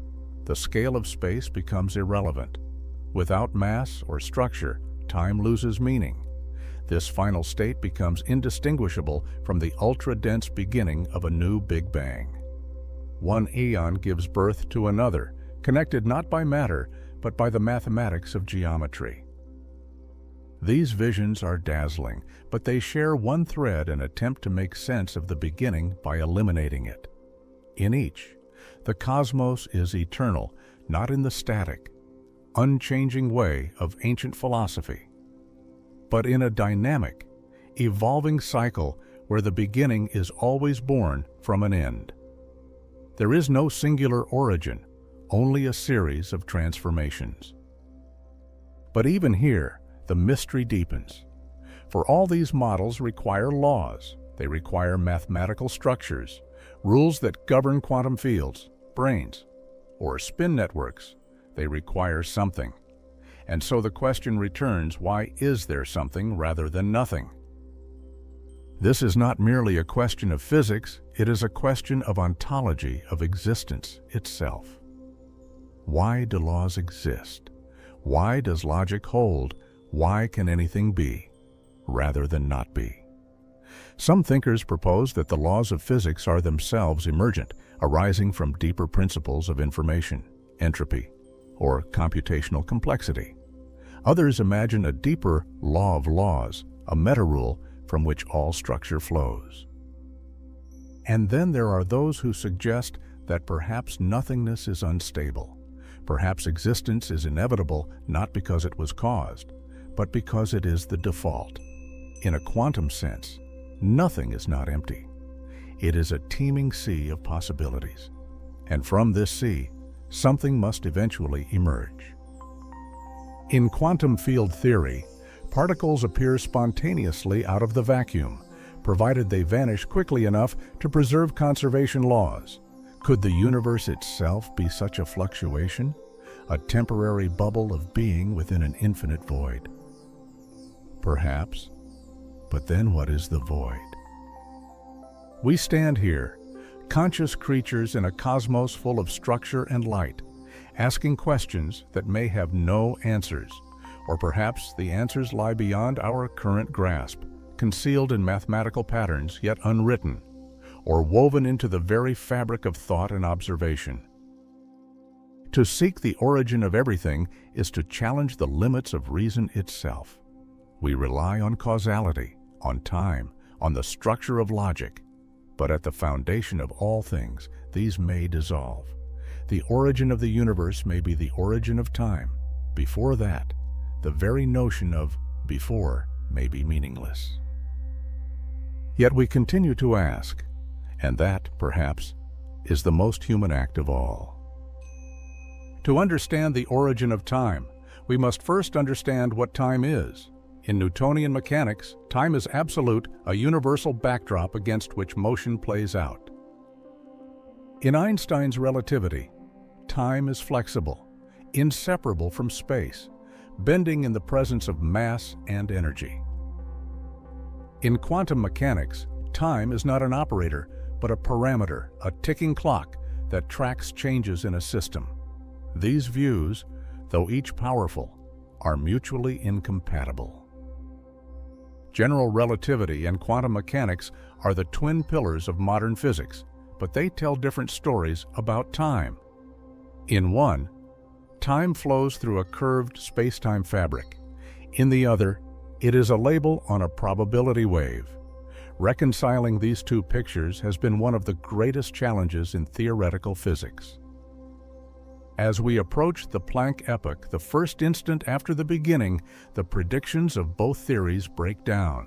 Gravity becomes as strong as quantum effects, and space-time itself becomes turbulent, foaming, a quantum soup. Here, classical notions of before and after may no longer apply. This is the realm of quantum gravity, a theory not yet complete, but actively pursued. In many formulations, time is not fundamental. It is emergent. It arises from correlations between events, from entanglement, from patterns in quantum states. In such a view, time did not exist before the universe, it arose with it, like a melody that emerges when the first note is played. Some physicists argue that causality, the idea that one thing leads to another, may also be emergent. In a timeless quantum world, the future and past are illusions, artifacts of human perception. There is only a vast, static structure of possibility, and what we call history is merely a path through it. And so the question, what happened before the Big Bang, may be meaningless. If time began at the Big Bang, then there was no before. The universe did not emerge from something. It emerged from nothing, not as a thing in space, but as space itself coming into being. Still, human minds crave explanation. We invent myths, draw equations, build colliders to smash particles together and peer into the deep past. But every answer brings another question. If the laws of physics gave rise to the universe, what gave rise to the laws? If time emerged from quantum fluctuations, why do such fluctuations exist? What breathes fire into the equations and makes them real? These are questions that push the edge of knowability. They are the boundary stones of science, and they invite humility. For perhaps the ultimate origin, the reason for existence itself, lies forever beyond the reach of mathematics or experiment. Perhaps it can only be felt, not proved. Or perhaps we are standing on the shore of a deeper truth, waiting to discover tools we do not yet possess, concepts we have not yet imagined. One day, a unifying theory may rise that explains quantum gravity, the birth of time, and the emergence of law, or perhaps not. What we do know is this: the universe is old and vast, but we are young and curious. We are the thinking part of the cosmos, the self-aware fragment seeking to know the whole. We are atoms that ask where atoms came from. We are beings shaped by time, yearning to understand time's origin. And that journey, the search itself, is perhaps the greatest story of all. Not because it answers everything, but because it dares to ask. We may never know why there is something rather than nothing, but we can marvel that there is anything at all. So, as we close this story, remember that the cosmos does not end in understanding. It begins there, with every new discovery, with every new idea, with every new question we dare to ask. The universe expands not just in space, but in meaning.